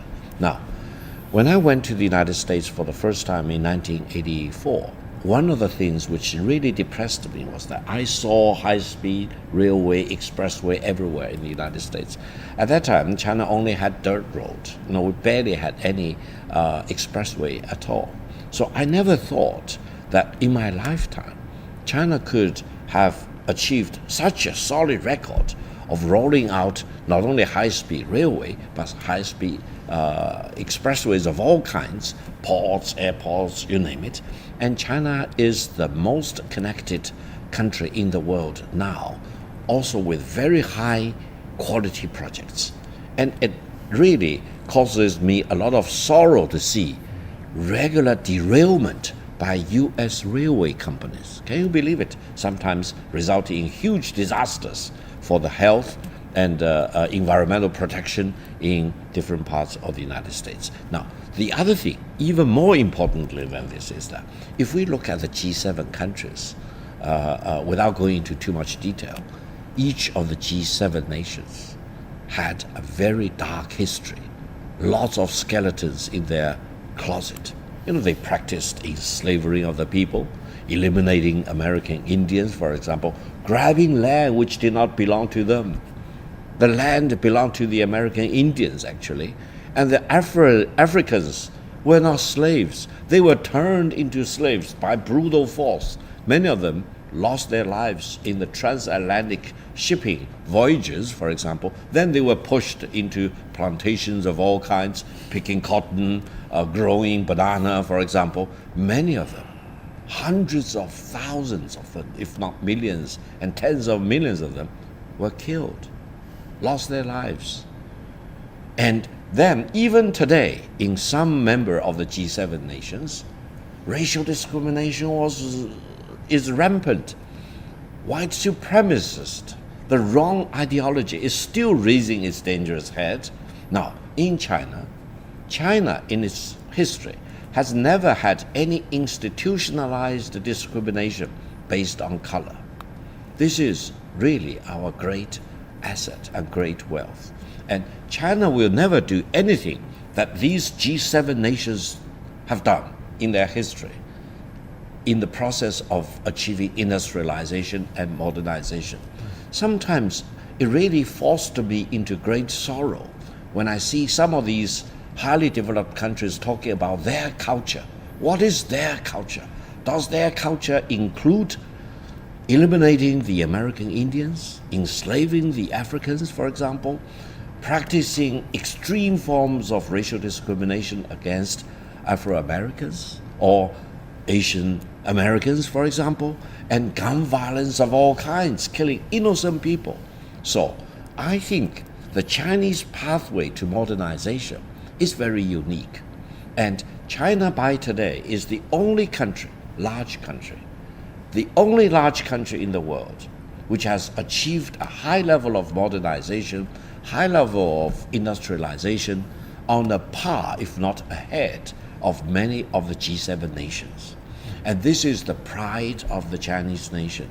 And I hope the rest of the world really has their own eyes. They can see the difference between how China achieves modernization and industrialization, how others plundered, killed, enslaved, discriminated, putting white supremacists on top in their positions. Right, China's cause is still ongoing to reach modernization. Professor Chu, on a domestic context, the Chinese path to modernization is also about common prosperity. So challenges at hand right now, for example, closing down, if not closing down, to bridge the gap between urban and rural development. What are some of the urgent tasks at hand? Well, I'm glad you asked us. I've been working in the front line of the rural development for more than 12 years already. Right. It's a proud experience. Sometimes when I visited America, I really admire them. Look at American rural living standard and the European living standard in the rural area. It's really, really high. It's basically no different from the rural and urban area. So I keep on asking the question, why they can do this? How China can achieve that? It's been a really tough campaign for China. 10 years ago, as I said, 10 years has already been a great change.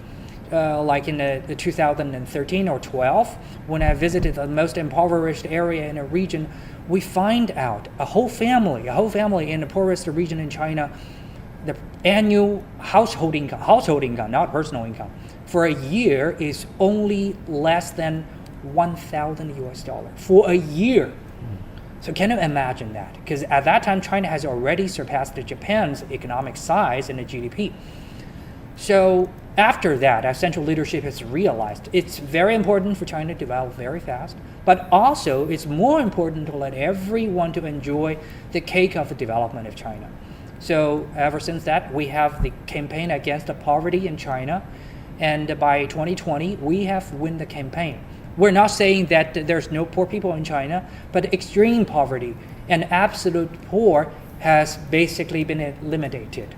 So we revisited the family with $1,000 annual income, and now they have more than $3,000 as the income every year, and plus the government, subsidies and all kinds of packages to help them. So it's really great. One hand, it's a humanitarian victory. We make sure everybody lives in dignity with the basic living standard. But on the other hand, it's another victory economically. Why is that? Because the poor people, they know how to use the modern technology by the most, right? They can plant high yielding corn and wheat, because some region in Gansu in Western China. The rain falling every year is only like 1 or 2 inches a year. They don't barely feed themselves. But with the new technology developed by the most, they now can produce enough food and sell extra food. They can have more than $3,000 a year. And with that income, they can buy product, buy house applicants. They can buy internet. They can buy handphones, right? So that's feedback to our consumption. So this is good not only for themselves, but also for the business China, technology China, greener China. Now they have all the solar panels on the roof at their top. They can use the free clean energy, and with more energy produced by the panels, they can resell it to the grid to make extra dough. So this is happening more and more, and also in certain desert regions, because since we have the solar farm and those herd people, the shepherds, they can raise their sheep herd under the panel, because it used to be barren land. But with the panels up there, so they're going to be less sunshine up on the dirt, so the grass can grow under the panel, and then you can put your sheep herd in there. You can sell the sheep for more money. So this is actually a beautiful story, and we would like to share this experience with every country and with more people. Indeed, let me quickly follow up on that. Based on those facts you just mentioned, and I don't want to be ideological here, do you think neoliberalism can work in the Chinese context? Well, I'm not calling it neoliberalism. I think Chinese people have their own China dream. We have our own liberalism. What is that? It's quite different. Well, I think it's very hard for many other Western countries to understand. So in their stereotype, you're going to be rich, powerful, and then you overwhelm other people. But by Chinese philosophy for 5,000 years ago, which is unchanged by now, is that we can be good respectively. Can I be rich or with a higher living standard, peaceful, and going on with my own life and without interfering with other people? Yes, we can, because for the past 5,000 years, that's how Chinese people do when you get rich. You focus on your own garden, you have your own kids to take care of, you have your own jewelry, you have your own cars to show off, you have a lot of gossips, you have beautiful food to enjoy. I have only short life, I have too many beautiful things to enjoy. Why I have this energy to waste on to infringe other country? Why I have to wage a war to destroy my own infrastructure? This is nonsense. Chinese people would like to follow their ancestors' thinking. This is our culture and our own ideology. And certainly modernization is not just about modernization of infrastructure. Ultimately, it will be the modernization of the way of life for people. So, all right, now let's get the latest from the Great Hall of the People. President Xi Jinping has signed a presidential decree to appoint Li Qiang as premier. Li Qiang is the premier.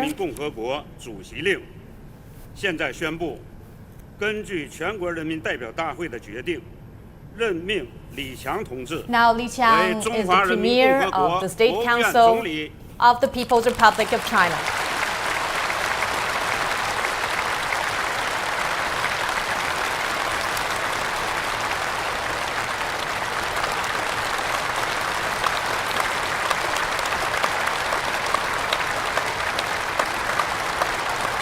Now the premier takes overall responsibility for the work of the State Council.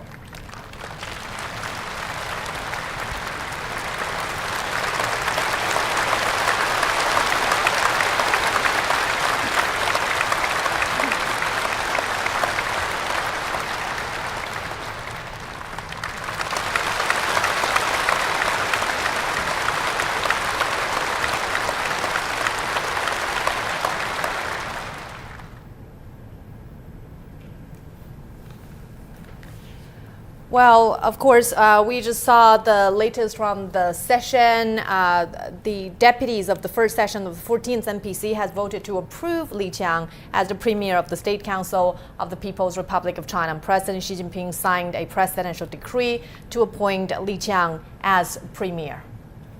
And the Constitution prescribes that the Premier directs the work of the State Council. The Premier convenes and presides over the executive meetings and plenary meetings of the State Council to decide on important issues. That's right, and right there we saw from the live signal, this is a transition of power. The former president, the former premier of China, the State Council, Li Keqiang, was shaking hands with President Xi Jinping, and also, as predecessor and successor, the two premiers also shook hands. And the State Council of the People's Republic of China is the highest state administrative organ. The State Council is composed of the premier, the vice premiers, the state councillors, the ministers in charge of ministries, the ministers in charge of commissions, the Auditor General, and the Secretary General.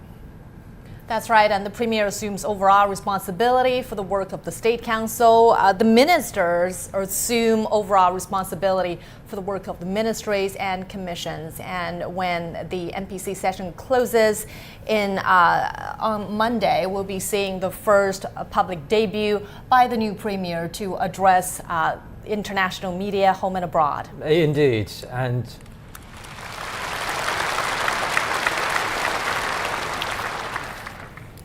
现在宣布，张又侠、何卫东同志 the Vice 为中华人民 Chairman 共和 of the 国 Central 中 Military 央军事 Commission 委员会 have 副 been 主席。 announced.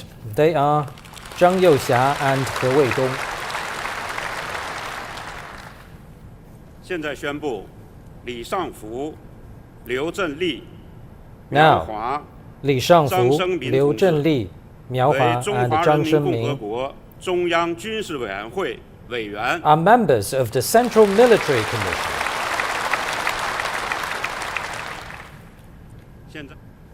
The Central Military Commission of the People's Republic of China directs the armed forces of the country. It's composed of the chairman, the vice chairpersons, and members. The chairman assumes overall responsibility for the work of the Central Military Commission. The term of office of the Central Military Commission is the same as that of the National People's Congress. And also on a Friday, Xi Jinping was elected as chairman of the Central Military Commission. Exactly, and this event here is being closely watched as China will be ushering in a new lineup of leaders.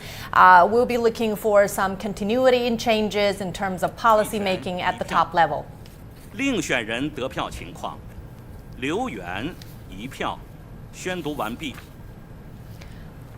现在宣布， All right, some 刘 more 金国同 results. 志当选为中华人民共和国国家监察委 Liu 员会 Jingguo 主任。 has been elected as the director of the National Commission of Supervision.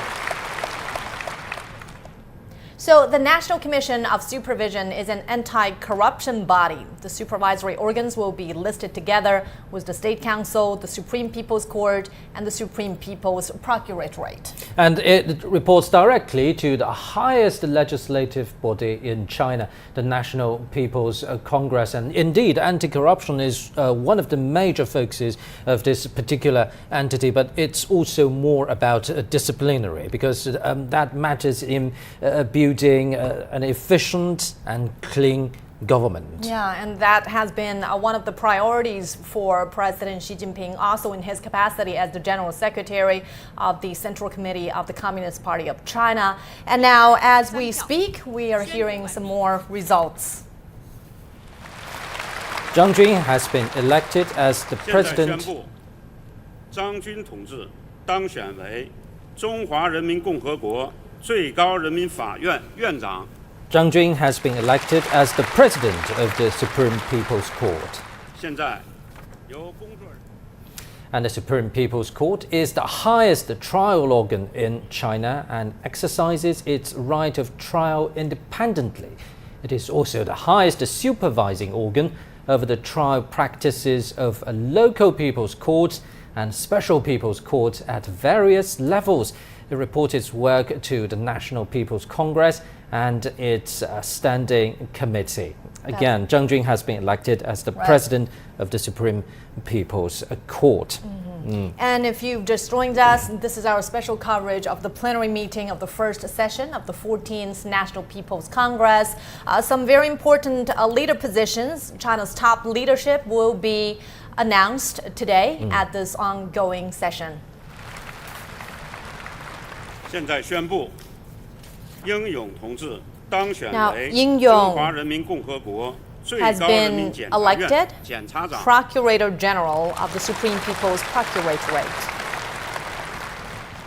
现在由工作人员 So the People's Procuratorate are state organs for legal supervision.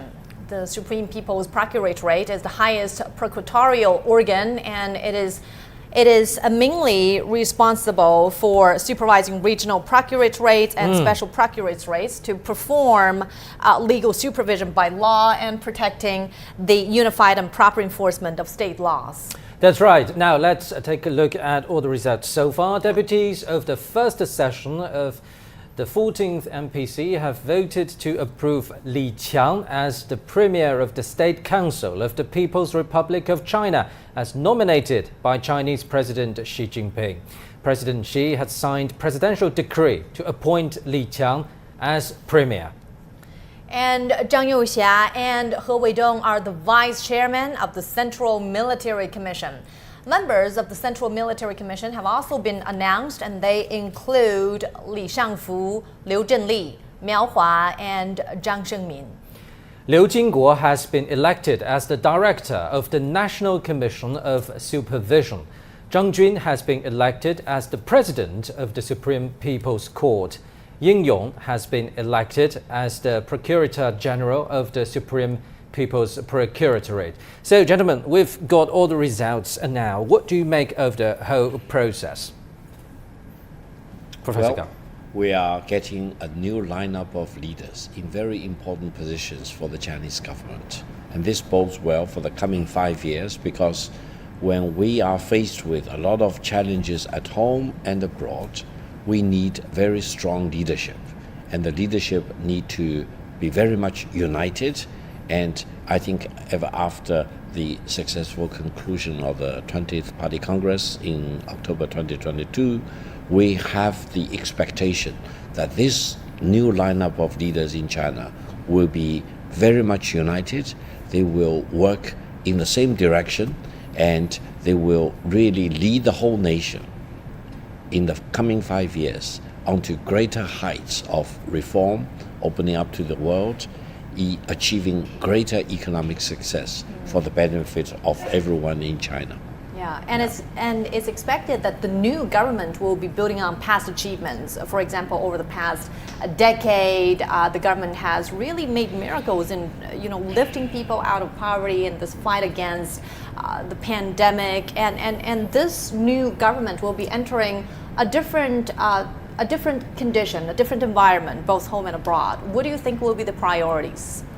Well, I think this nomination says a lot of things. For example, if you take a look at the national defense leaders, you will find out that there are old generals. Old generals, Chinese saying, means very experienced generals, but also the new generation, which means we're going to have very good experience, but also we need the spearhead spirit as well, because you need to build a modern military forces to defend the nation's security, because national security is very, very important, has been mentioned by China in the past several years, and also by America, by Europe, because every country focuses on this right now. China is not alone.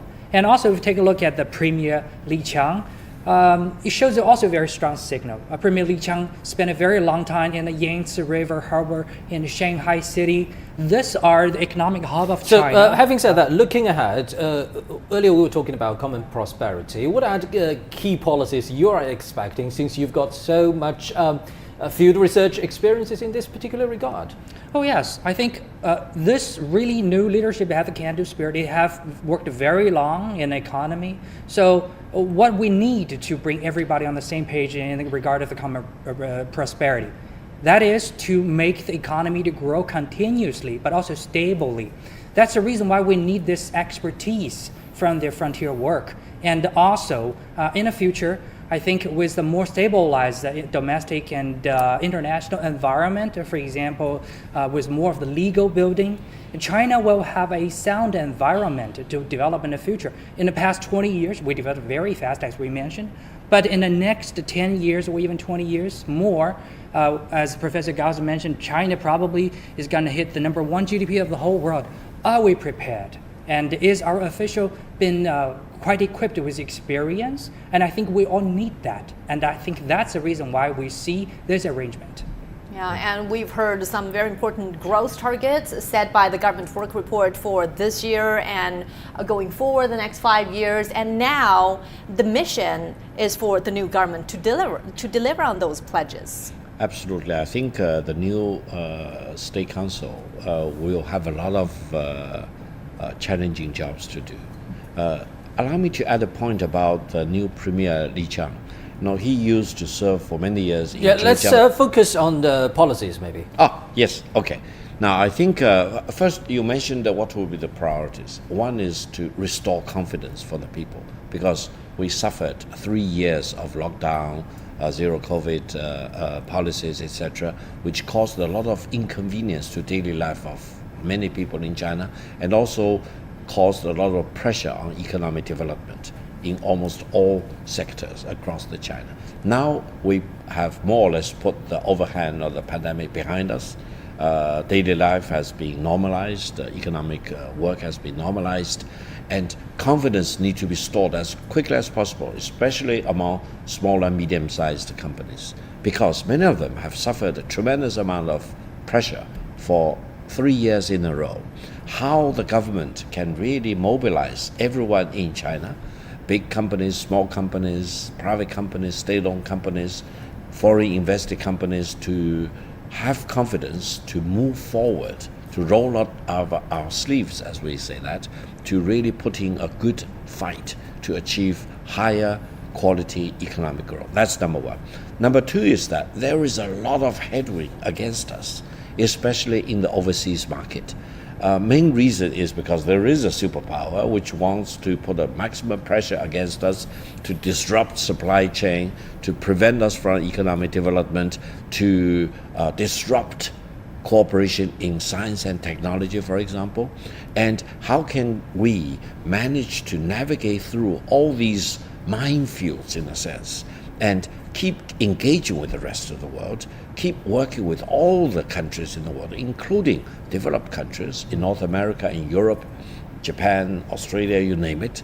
And then how can we make sure that the economic size of China will steadily grow, but more importantly, the quality of life for everyone in China will keep pace with the overall growth of the Chinese. Well, talking about quality life, let me follow up on that. The starting point of quality life, getting a job. So China has promised to offer 12 million new jobs this year.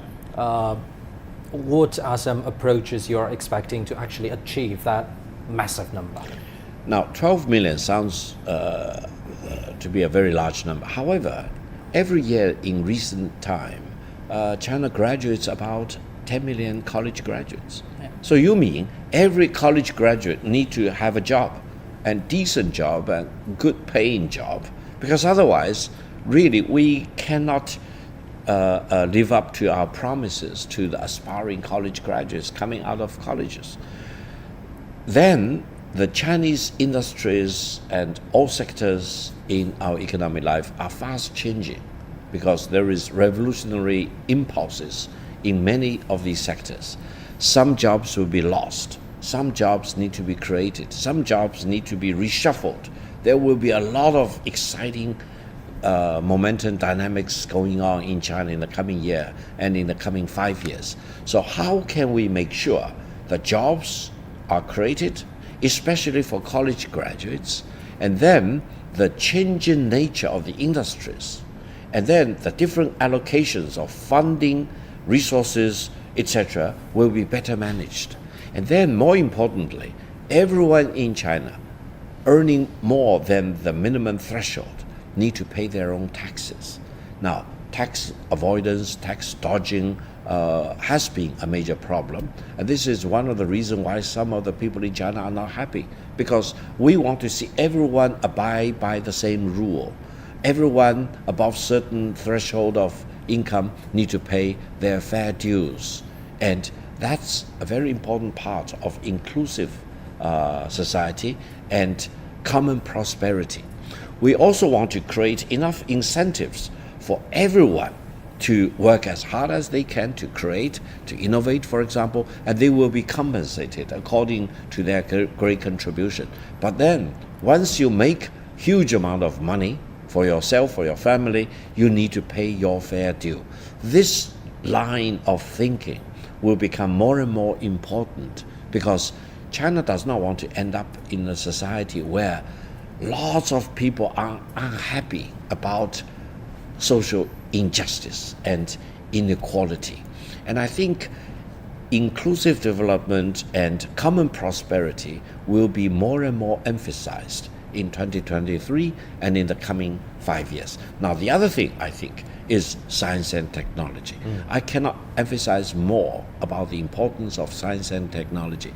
This is the area that can really make or break our sustainable development going forward in the coming decades. Yeah, and I want to pursue another point, talking about the creation of 12 million urban jobs. We know that the private sector has a role to play here, of course. It contributes to about 80% of urban employment, creating jobs. So what are some of the advantages that the private sector can play in terms of boosting jobs in this area? Well, I think the private sector actually can do a lot of things. Private sectors are more efficient.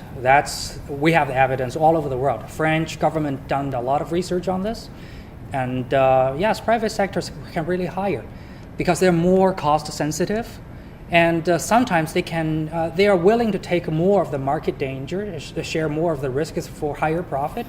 That's for sure. And also they have the drive to climb higher up to the value chain. For example, in the technology, you see all kinds of the garage startups, right? And also culture companies. I will give you some examples. For example, it also echoes with Pandeng's question about why we need high-tech or high-end development, high-quality development. It really concerning the jobs. For example, South Korea, they used to focus on the low-end jobs, labor-intensive, making shoes and shirts like we did before. But later on, the climb of the value chain, they started a very large company, the mobile phone chips like Samsung or something, and they started to build high-end ships, very large cruise ships. And also their culture industries has been boomed. Do you remember we have the Qatar, the football games, right? Right. One Korean singer, one Korean singer, and he with his crew, dancing groups together, just doing 10 minutes of show, can really, earn the money more than one stadium builders, a whole batch of the stadium builders. So this is what we call the high profit. And with this industry, with the culture industry itself, has already fed directly more than 500,000 of jobs. And indirectly, it concerning about the millions of people in Korea. Considering Korea is only a country with how much of a 30 million population, and also the shipbuilding industry itself has also provided similar size of job, as well as the chip making and handphone making. So that's how good the high-tech development, high-end development can create jobs. Because if you like everyone to work in the making shirts, bend girders, moving bricks, it's going to be very fragile because the added value is low. And once the economic cycle has moved, for example, you have already done the building in one city, you don't need so much builders, and people can be laid off. But when you seize the commanding height in the economy, those profits create a very thick buffer. So you can keep people in the job. So when you're busy, you build things. When you're not busy, and then you start to do the research back in the lab and prepare for the next cycle to come. That's how good it is. So in the future, I think private sector can shoulder responsibility. For example, in China, I ask many foreign friends, what do you think about Chinese brand? Just tell me the name you come up to your mind.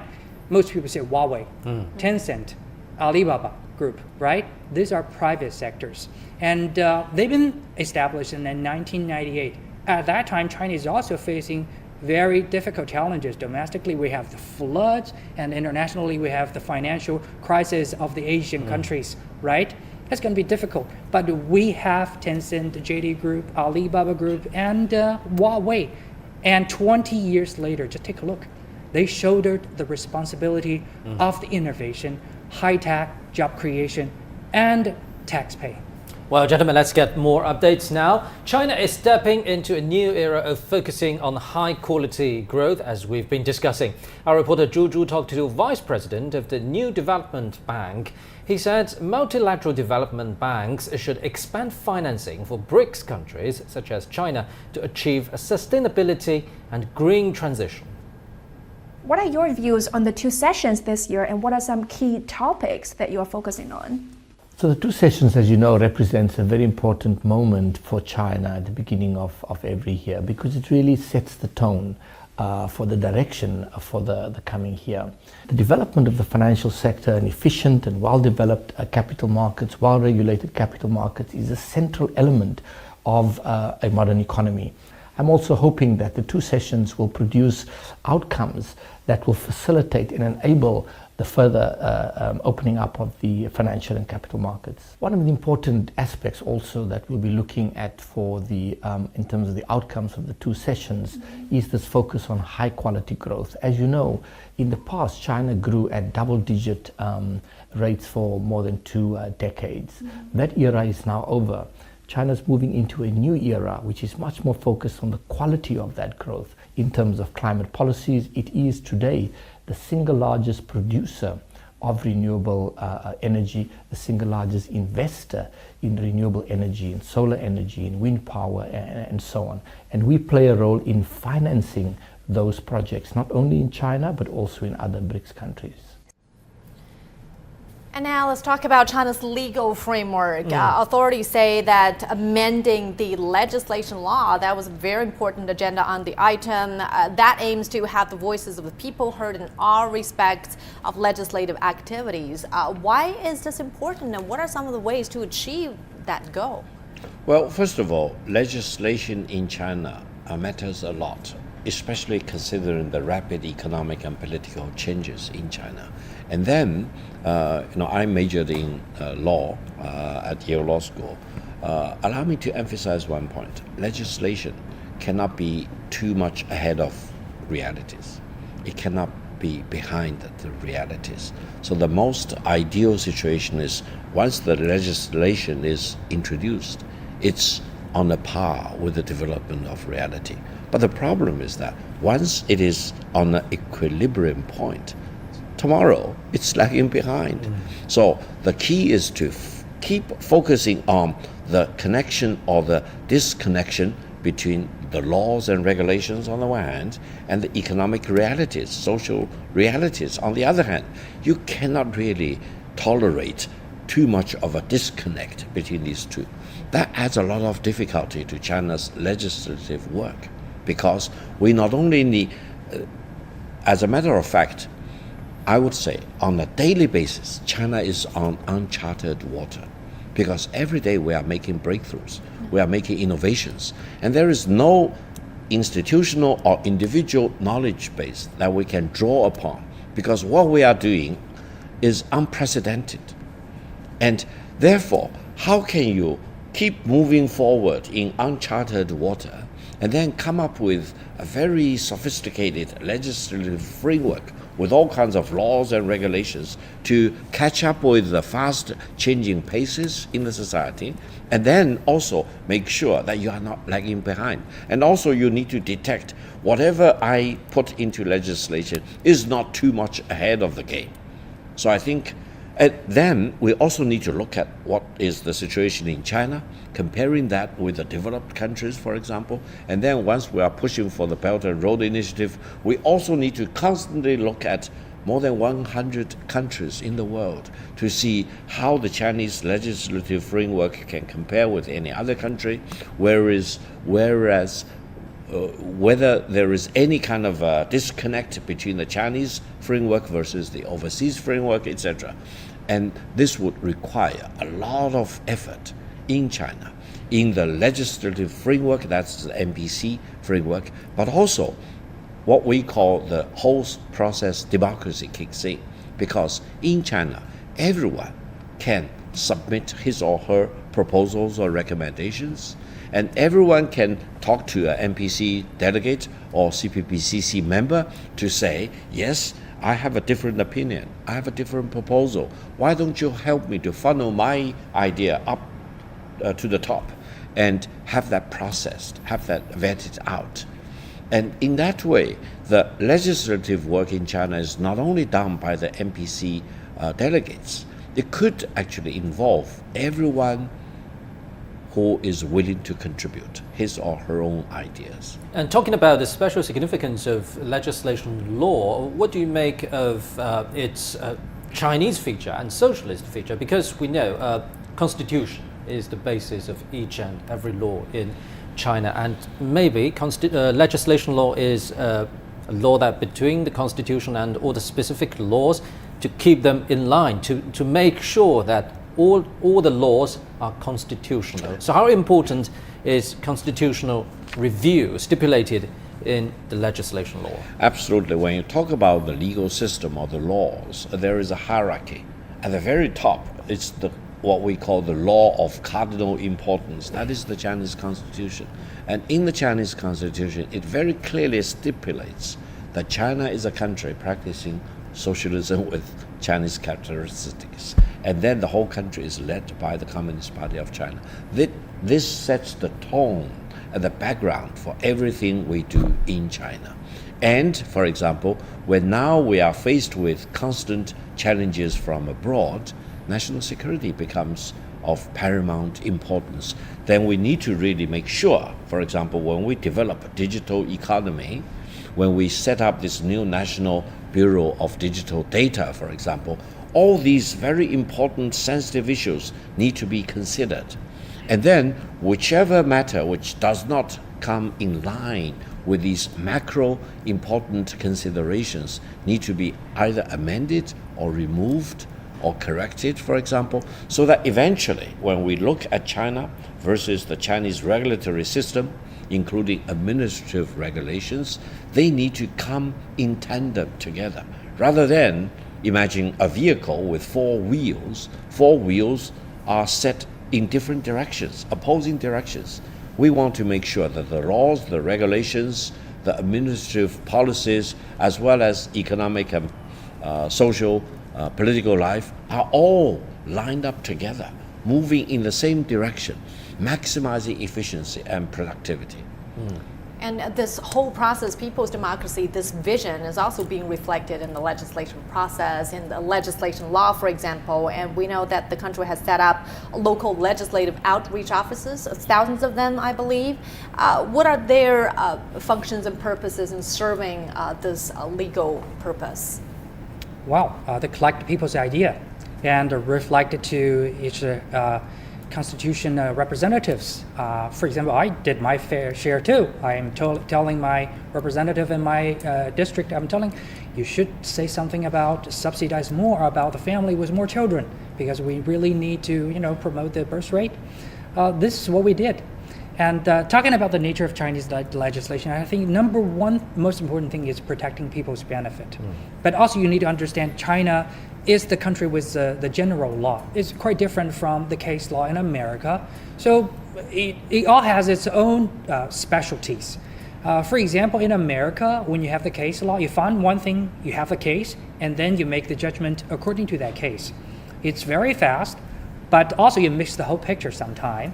You miss the demand of people as a whole. For example, Wade versus Roe thing happening again, the discussion happened again in America this year, stir a lot of discussion. For China, we're different is that we will have the thing happen in the first place, and then we'll collect the data in different cases and differences from different regions, and then we try to form a law to cover the bigger picture. Let's take an example from the digital economy that you just mentioned. For example, when you talk about protecting the privacy of data, what do you think about? Maybe protecting the bank data, right? Don't release the banking data of your customers. Easy thinking, right? But later on, you find that people release the data get released on the Alibaba or on the WeChat shopping or on the Amazon. So the e-commerce platform become one place you can leak your information. Okay, this become a place with the crime and law cases. And later on, you find the telefraud has become a problem. Some criminals are using people's utility meters data to make a fraud against you. They tear down your envelope and say, okay, what's your name, is where your address, and what's your meter reading? And they give fraud on you. And when you put all this picture together, you find out data protecting, privacy protecting is not only financial or e-commerce, but sometimes with utilities, with your transportation, and therefore you need a whole legislation to protect the security of the data and privacy. And then, based on that spirit of protecting people, try to include a bigger picture, and then hearing people's information by collecting from your branches, and then we form our own version of law. I know the process has been different, but we try to protect our people with our system to the best.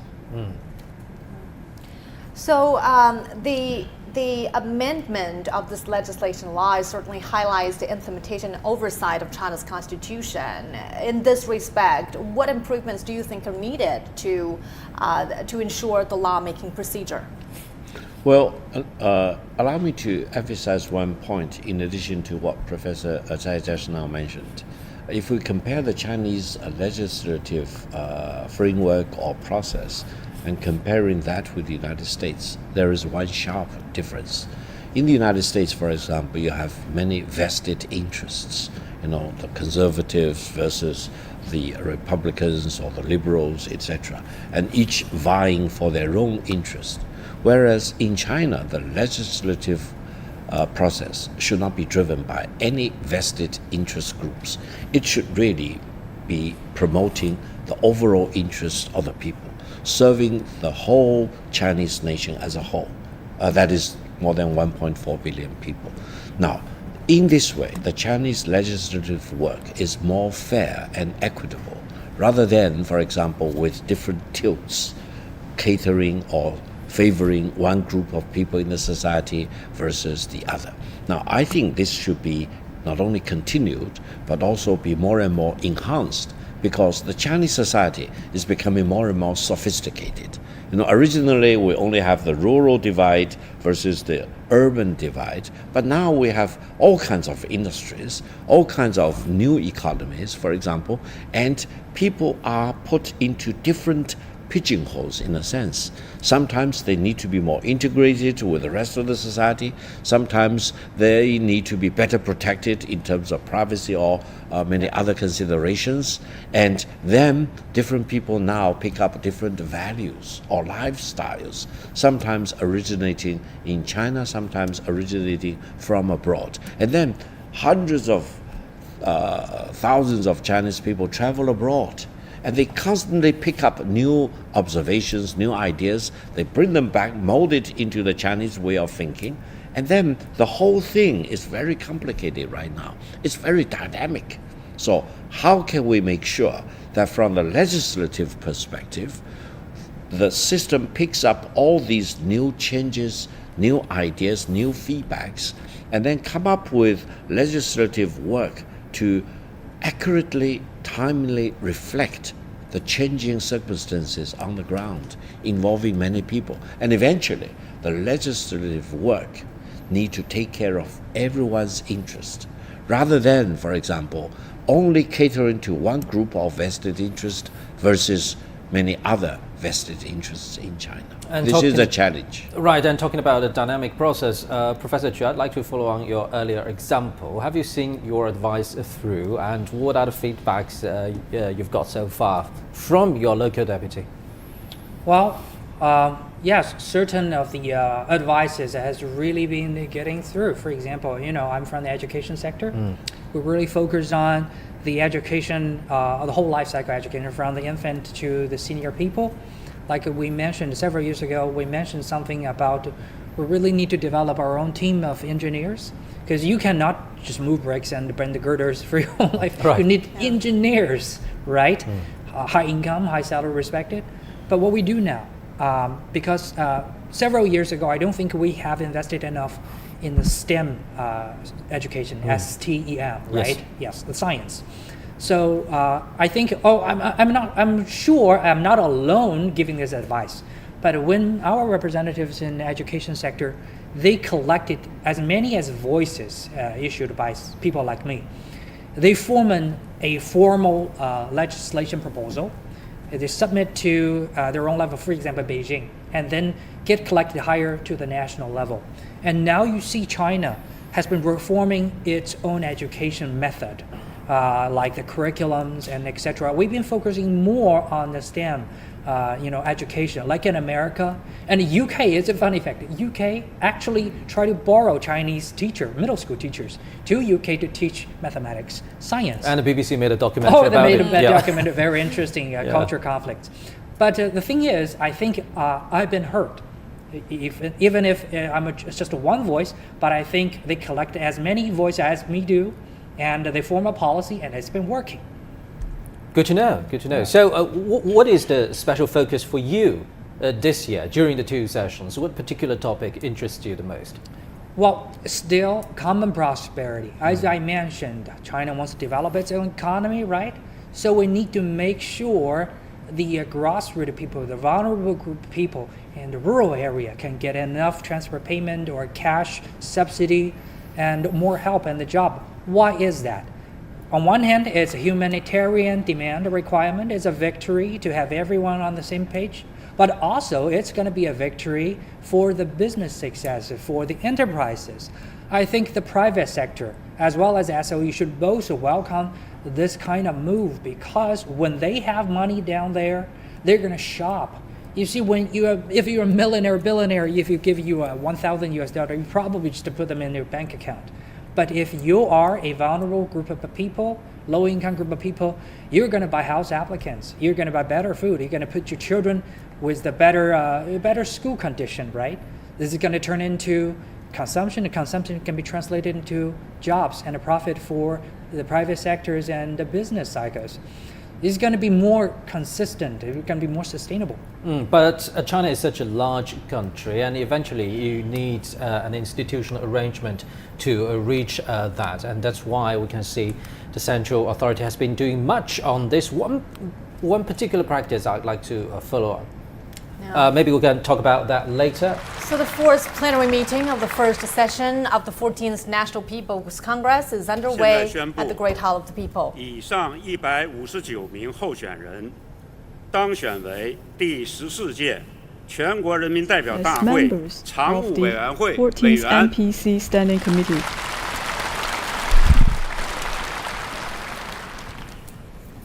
各位代表 Deputies. 今天上午全体会议的各 Right 项 now, 议 we 程 have completed all 已 the 进行 agenda 完毕。 items for the morning 会 section. 后，大会 After 主 the 席 meeting, 团 the 将发 President 布公 will 告， issue a notice 公布 to 决定 release 任命和 all the 选举 election 结果。 and appointment results. 根据第14届全国人民 According 代表 to 大 the 会 measures 第 on 一次会 taking 议主 oath 席团 of allegiance 关于 to the 宪法宣誓 Constitution 的组织 for the 办法 first section of the 下面 14th National 进行 People's Congress. 宪法宣 Now 誓 we will 仪式。 proceed to the ceremony of taking oath of allegiance to the 现在举行 Constitution. 中 Now 华 we 人 will 民共 hold 和国 the 第 ceremony 14 of 届 taking 全 oath 国 of 人民代 allegiance 表 to 大 the 会第 Constitution 一次 for the 会议 first session of the 宪 14th 法 National 宣誓 People's 仪 Congress 式 of the People's Republic of 请 China. 全体起立， Please all rise. 奏唱中华人民共和国 Play 国 and 歌。 sing the national anthem of the People's Republic of China.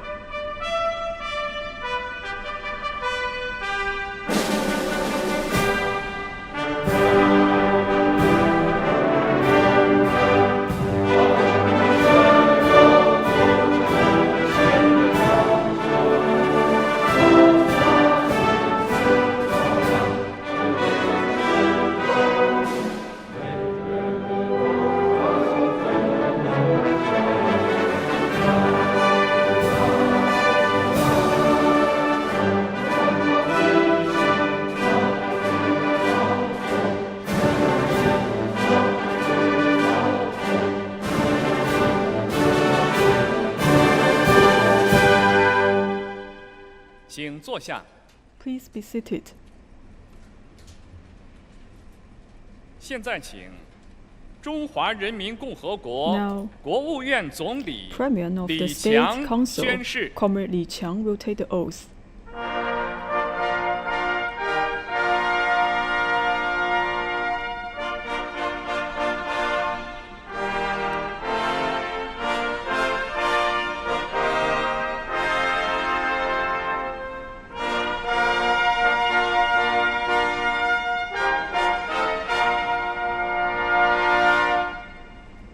请宣誓。 Please take the oath.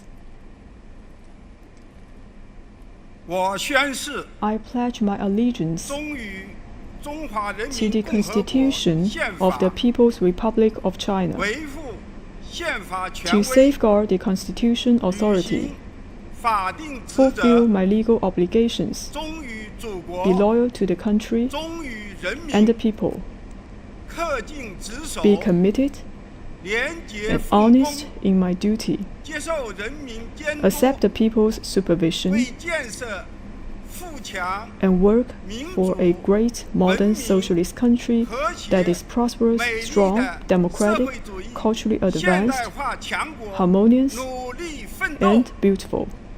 宣誓人 Oath taker 李强 Li Qiang.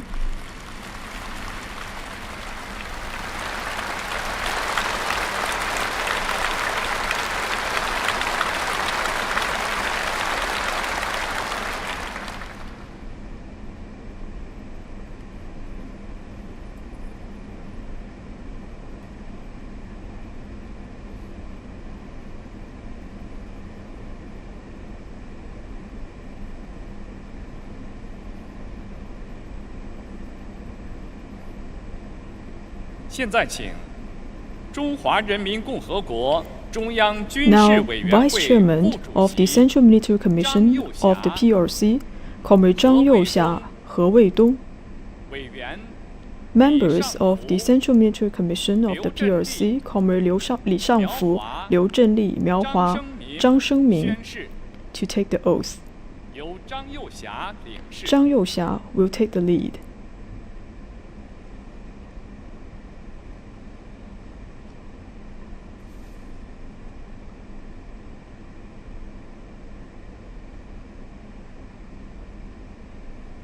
请宣誓人就位。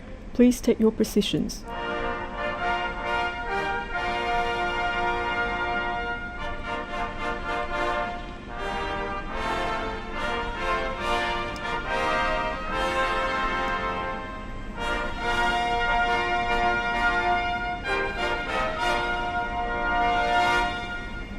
请宣誓。 Please take the oath. 我宣誓。 I pledge my allegiance 忠于中华人民共和国宪法， to the Constitution of the People's Republic of China, 维护宪法权威， to safeguard the Constitution authority, 履行宪法职责， fulfill my legal obligations, 忠于祖国， be 忠于 loyal to 人 the 民， country 忠于祖国 and the people, 恪尽职守，廉洁奉公， be committed and honest in my duty, 接受人民监督， accept the people's supervision, 为建设富强、民主、文明、和谐、美丽的社会主义现代化强国努力奋斗。 work for a great modern socialist country that is prosperous, strong, democratic, culturally advanced, harmonious, 宣誓 and 人 beautiful. 张幼霞。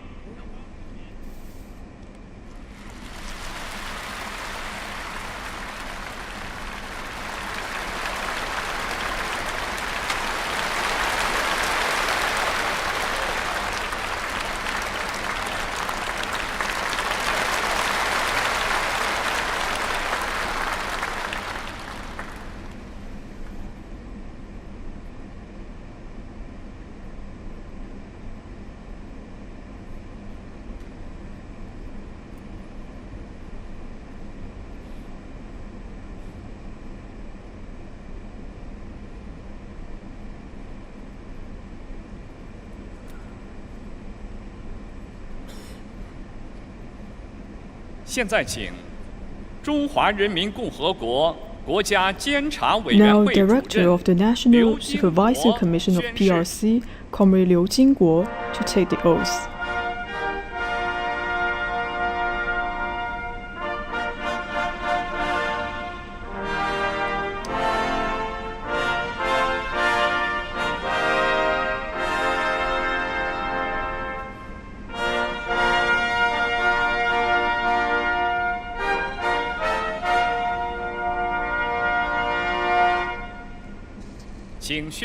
Please take the oath. 我宣誓 I pledge my allegiance 忠于中华人民 to 共 the 和国宪 Constitution 法， of the People's Republic of 维 China, 护宪法 to 权威， safeguard the Constitution authority, 履行法定职 fulfill 责， my legal 忠 obligations, 于祖国， be loyal to the 忠 country 于人 and the 民， people, 恪尽职守， be committed 廉 and 洁 honest 奉 in 公， my duty, 接受人民 accept the 监督， people's supervision, 为建设富 and 强 work for a 民 great 主 modern socialist 文明 country that is 和谐 prosperous, 美丽 strong, 的 democratic, 社会主义 culturally 现代化 advanced, 强国， harmonious, 努力奋斗。 and beautiful. 宣誓人 Oath taker 刘 Liu 金国 Jingguo.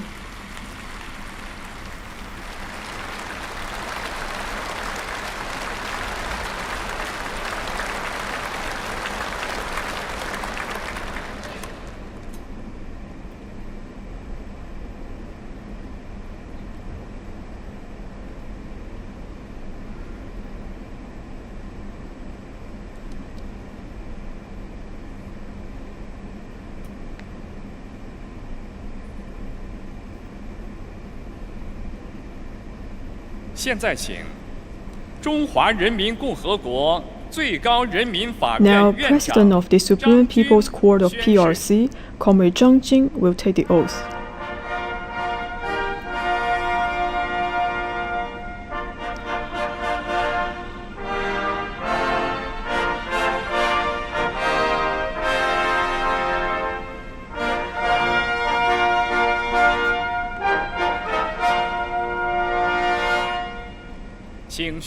Please take the oath. 我宣誓 I pledge my allegiance 中华 to 人 the 民共和国宪 Constitution 法 of the People's Republic of 维护 China, 宪法权 to 威 safeguard the Constitution 法 authority, 定职责 fulfill my legal 忠于祖 obligations, 国 be loyal to 忠 the 于人 country 民 and the people, 恪尽 be 职守 committed and 廉洁 honest 奉公 in my duty, 接受人民 accept 监督 people's supervision, 为建设富强 and work 民主 for a great modern 文明 socialist country 和谐 that is 美 prosperous, 丽的 strong, 社 democratic, 会主义 culturally 现代化 advanced, 强国 harmonious, 努力奋斗 and beautiful. 宣誓人 Oath taker 张军 Zhang Jun.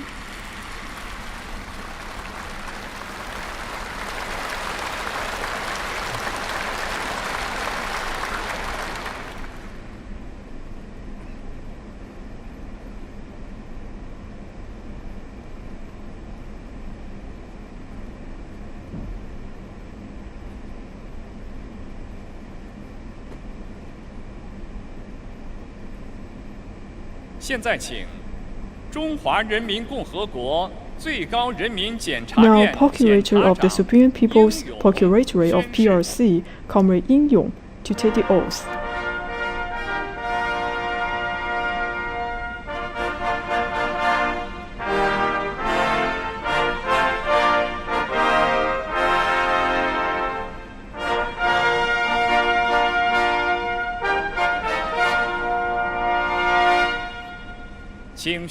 Please take the oath.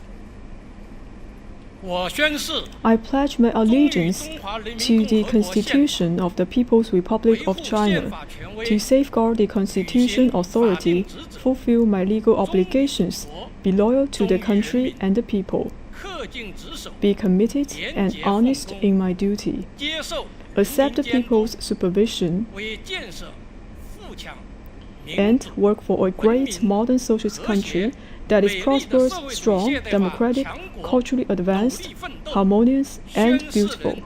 Oath taker Yin Yong.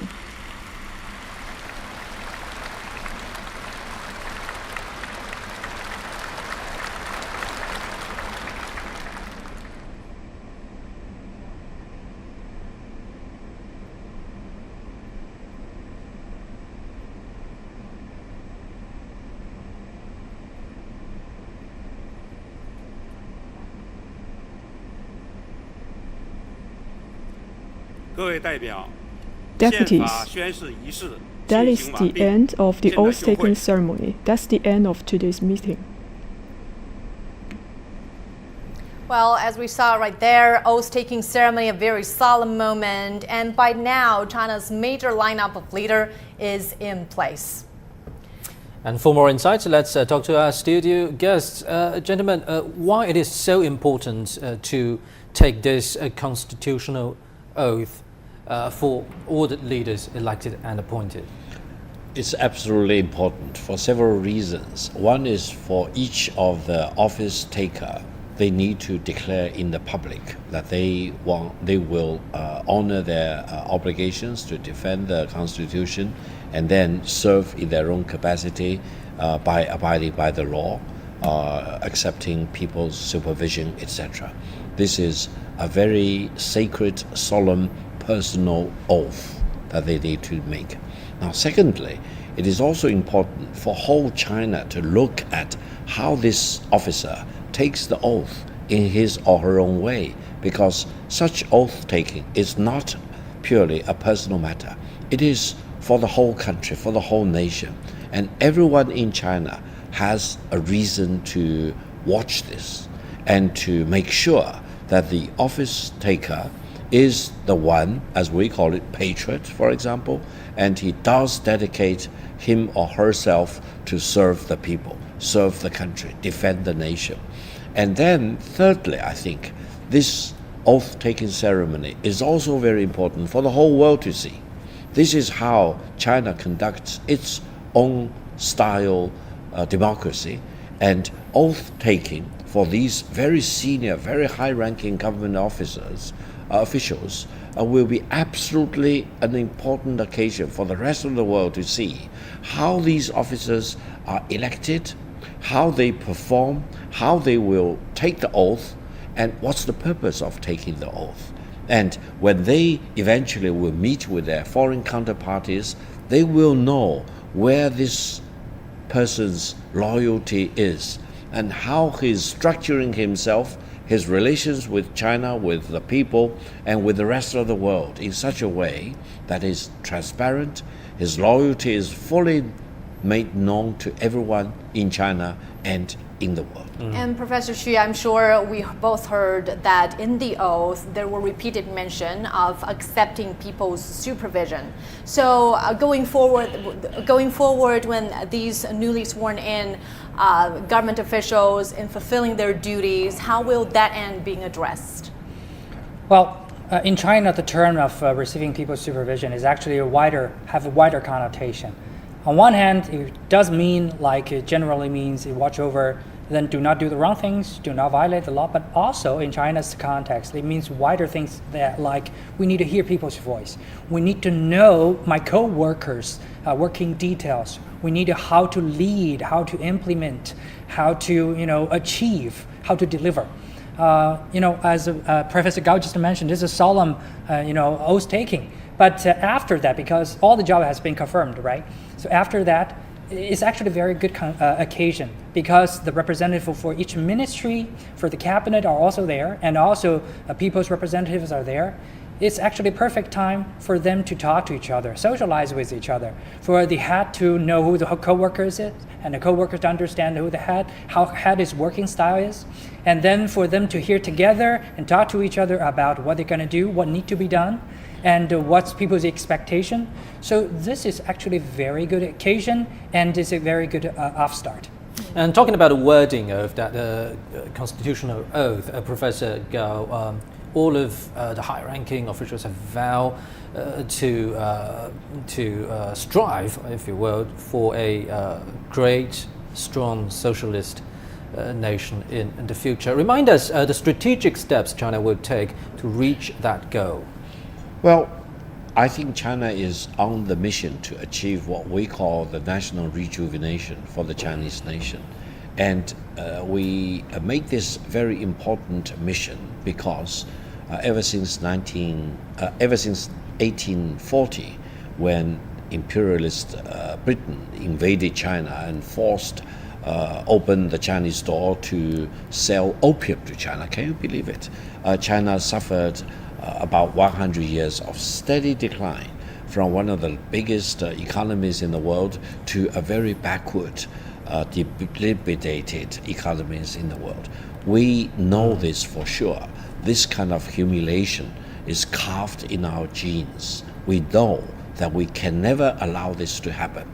And the only way to overcome this kind of bad legacies in our history is to grow and to develop and to make sure that the Chinese people are always standing firm on their feet. And then we have a clear vision of what we want to become and what will be Chinese people's contribution to mankind as a whole.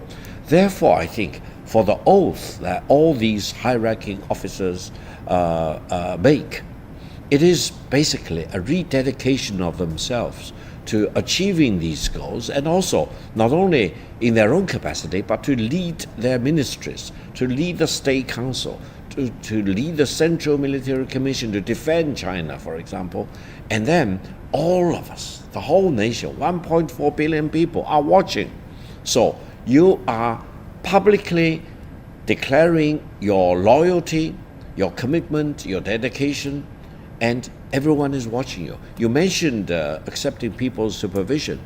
It involves several things. One is that the officers themselves need to be constantly under the conviction that people are watching you. And you need to demonstrate, you need to work hard, you need to deliver. And eventually, who will evaluate you? Not yourself, not your families, not your relatives. It's the whole people who will eventually judge whether you are successful or not, whether you have fulfilled your mission by serving the people. Therefore, I think this oath-taking ceremony is not symbolic. It's not just for the show of it, with all the pompous, the bells and whistles, etc. It is really for the substance. And I think in doing so, and in watching that this ceremony is being conducted, the whole nation is rededicating ourselves to our mission, to achieving the Chinese dreams, rejuvenation of the whole nation. Never allow any foreign military boot to set itself on the Chinese soil, and defending the Chinese sovereignty and territorial integrity. And under the leadership of this very strong, vigorous leadership, we want to make sure that we grow and keep growing for our benefit, but also for the benefit of the whole mankind. Thank you very much, Professor Victor Gao and Professor Chu Qiang. Appreciated. And on Saturday afternoon, delegations to the NPC session will hold meetings to deliberate on candidates for vice premiers, state councillors, ministers in charge of various commissions, central bank governor, Audit General and Secretary General of the State Council, as well as leaders and members of 8 special committees of the NPC. Of course, CGTN will keep you updated on that. But that's it for this edition of special coverage on China's political season on CGTN. Yeah, I'm Han Deng in Beijing. I'm Wang Mengmang. Thanks for watching. Stay tuned.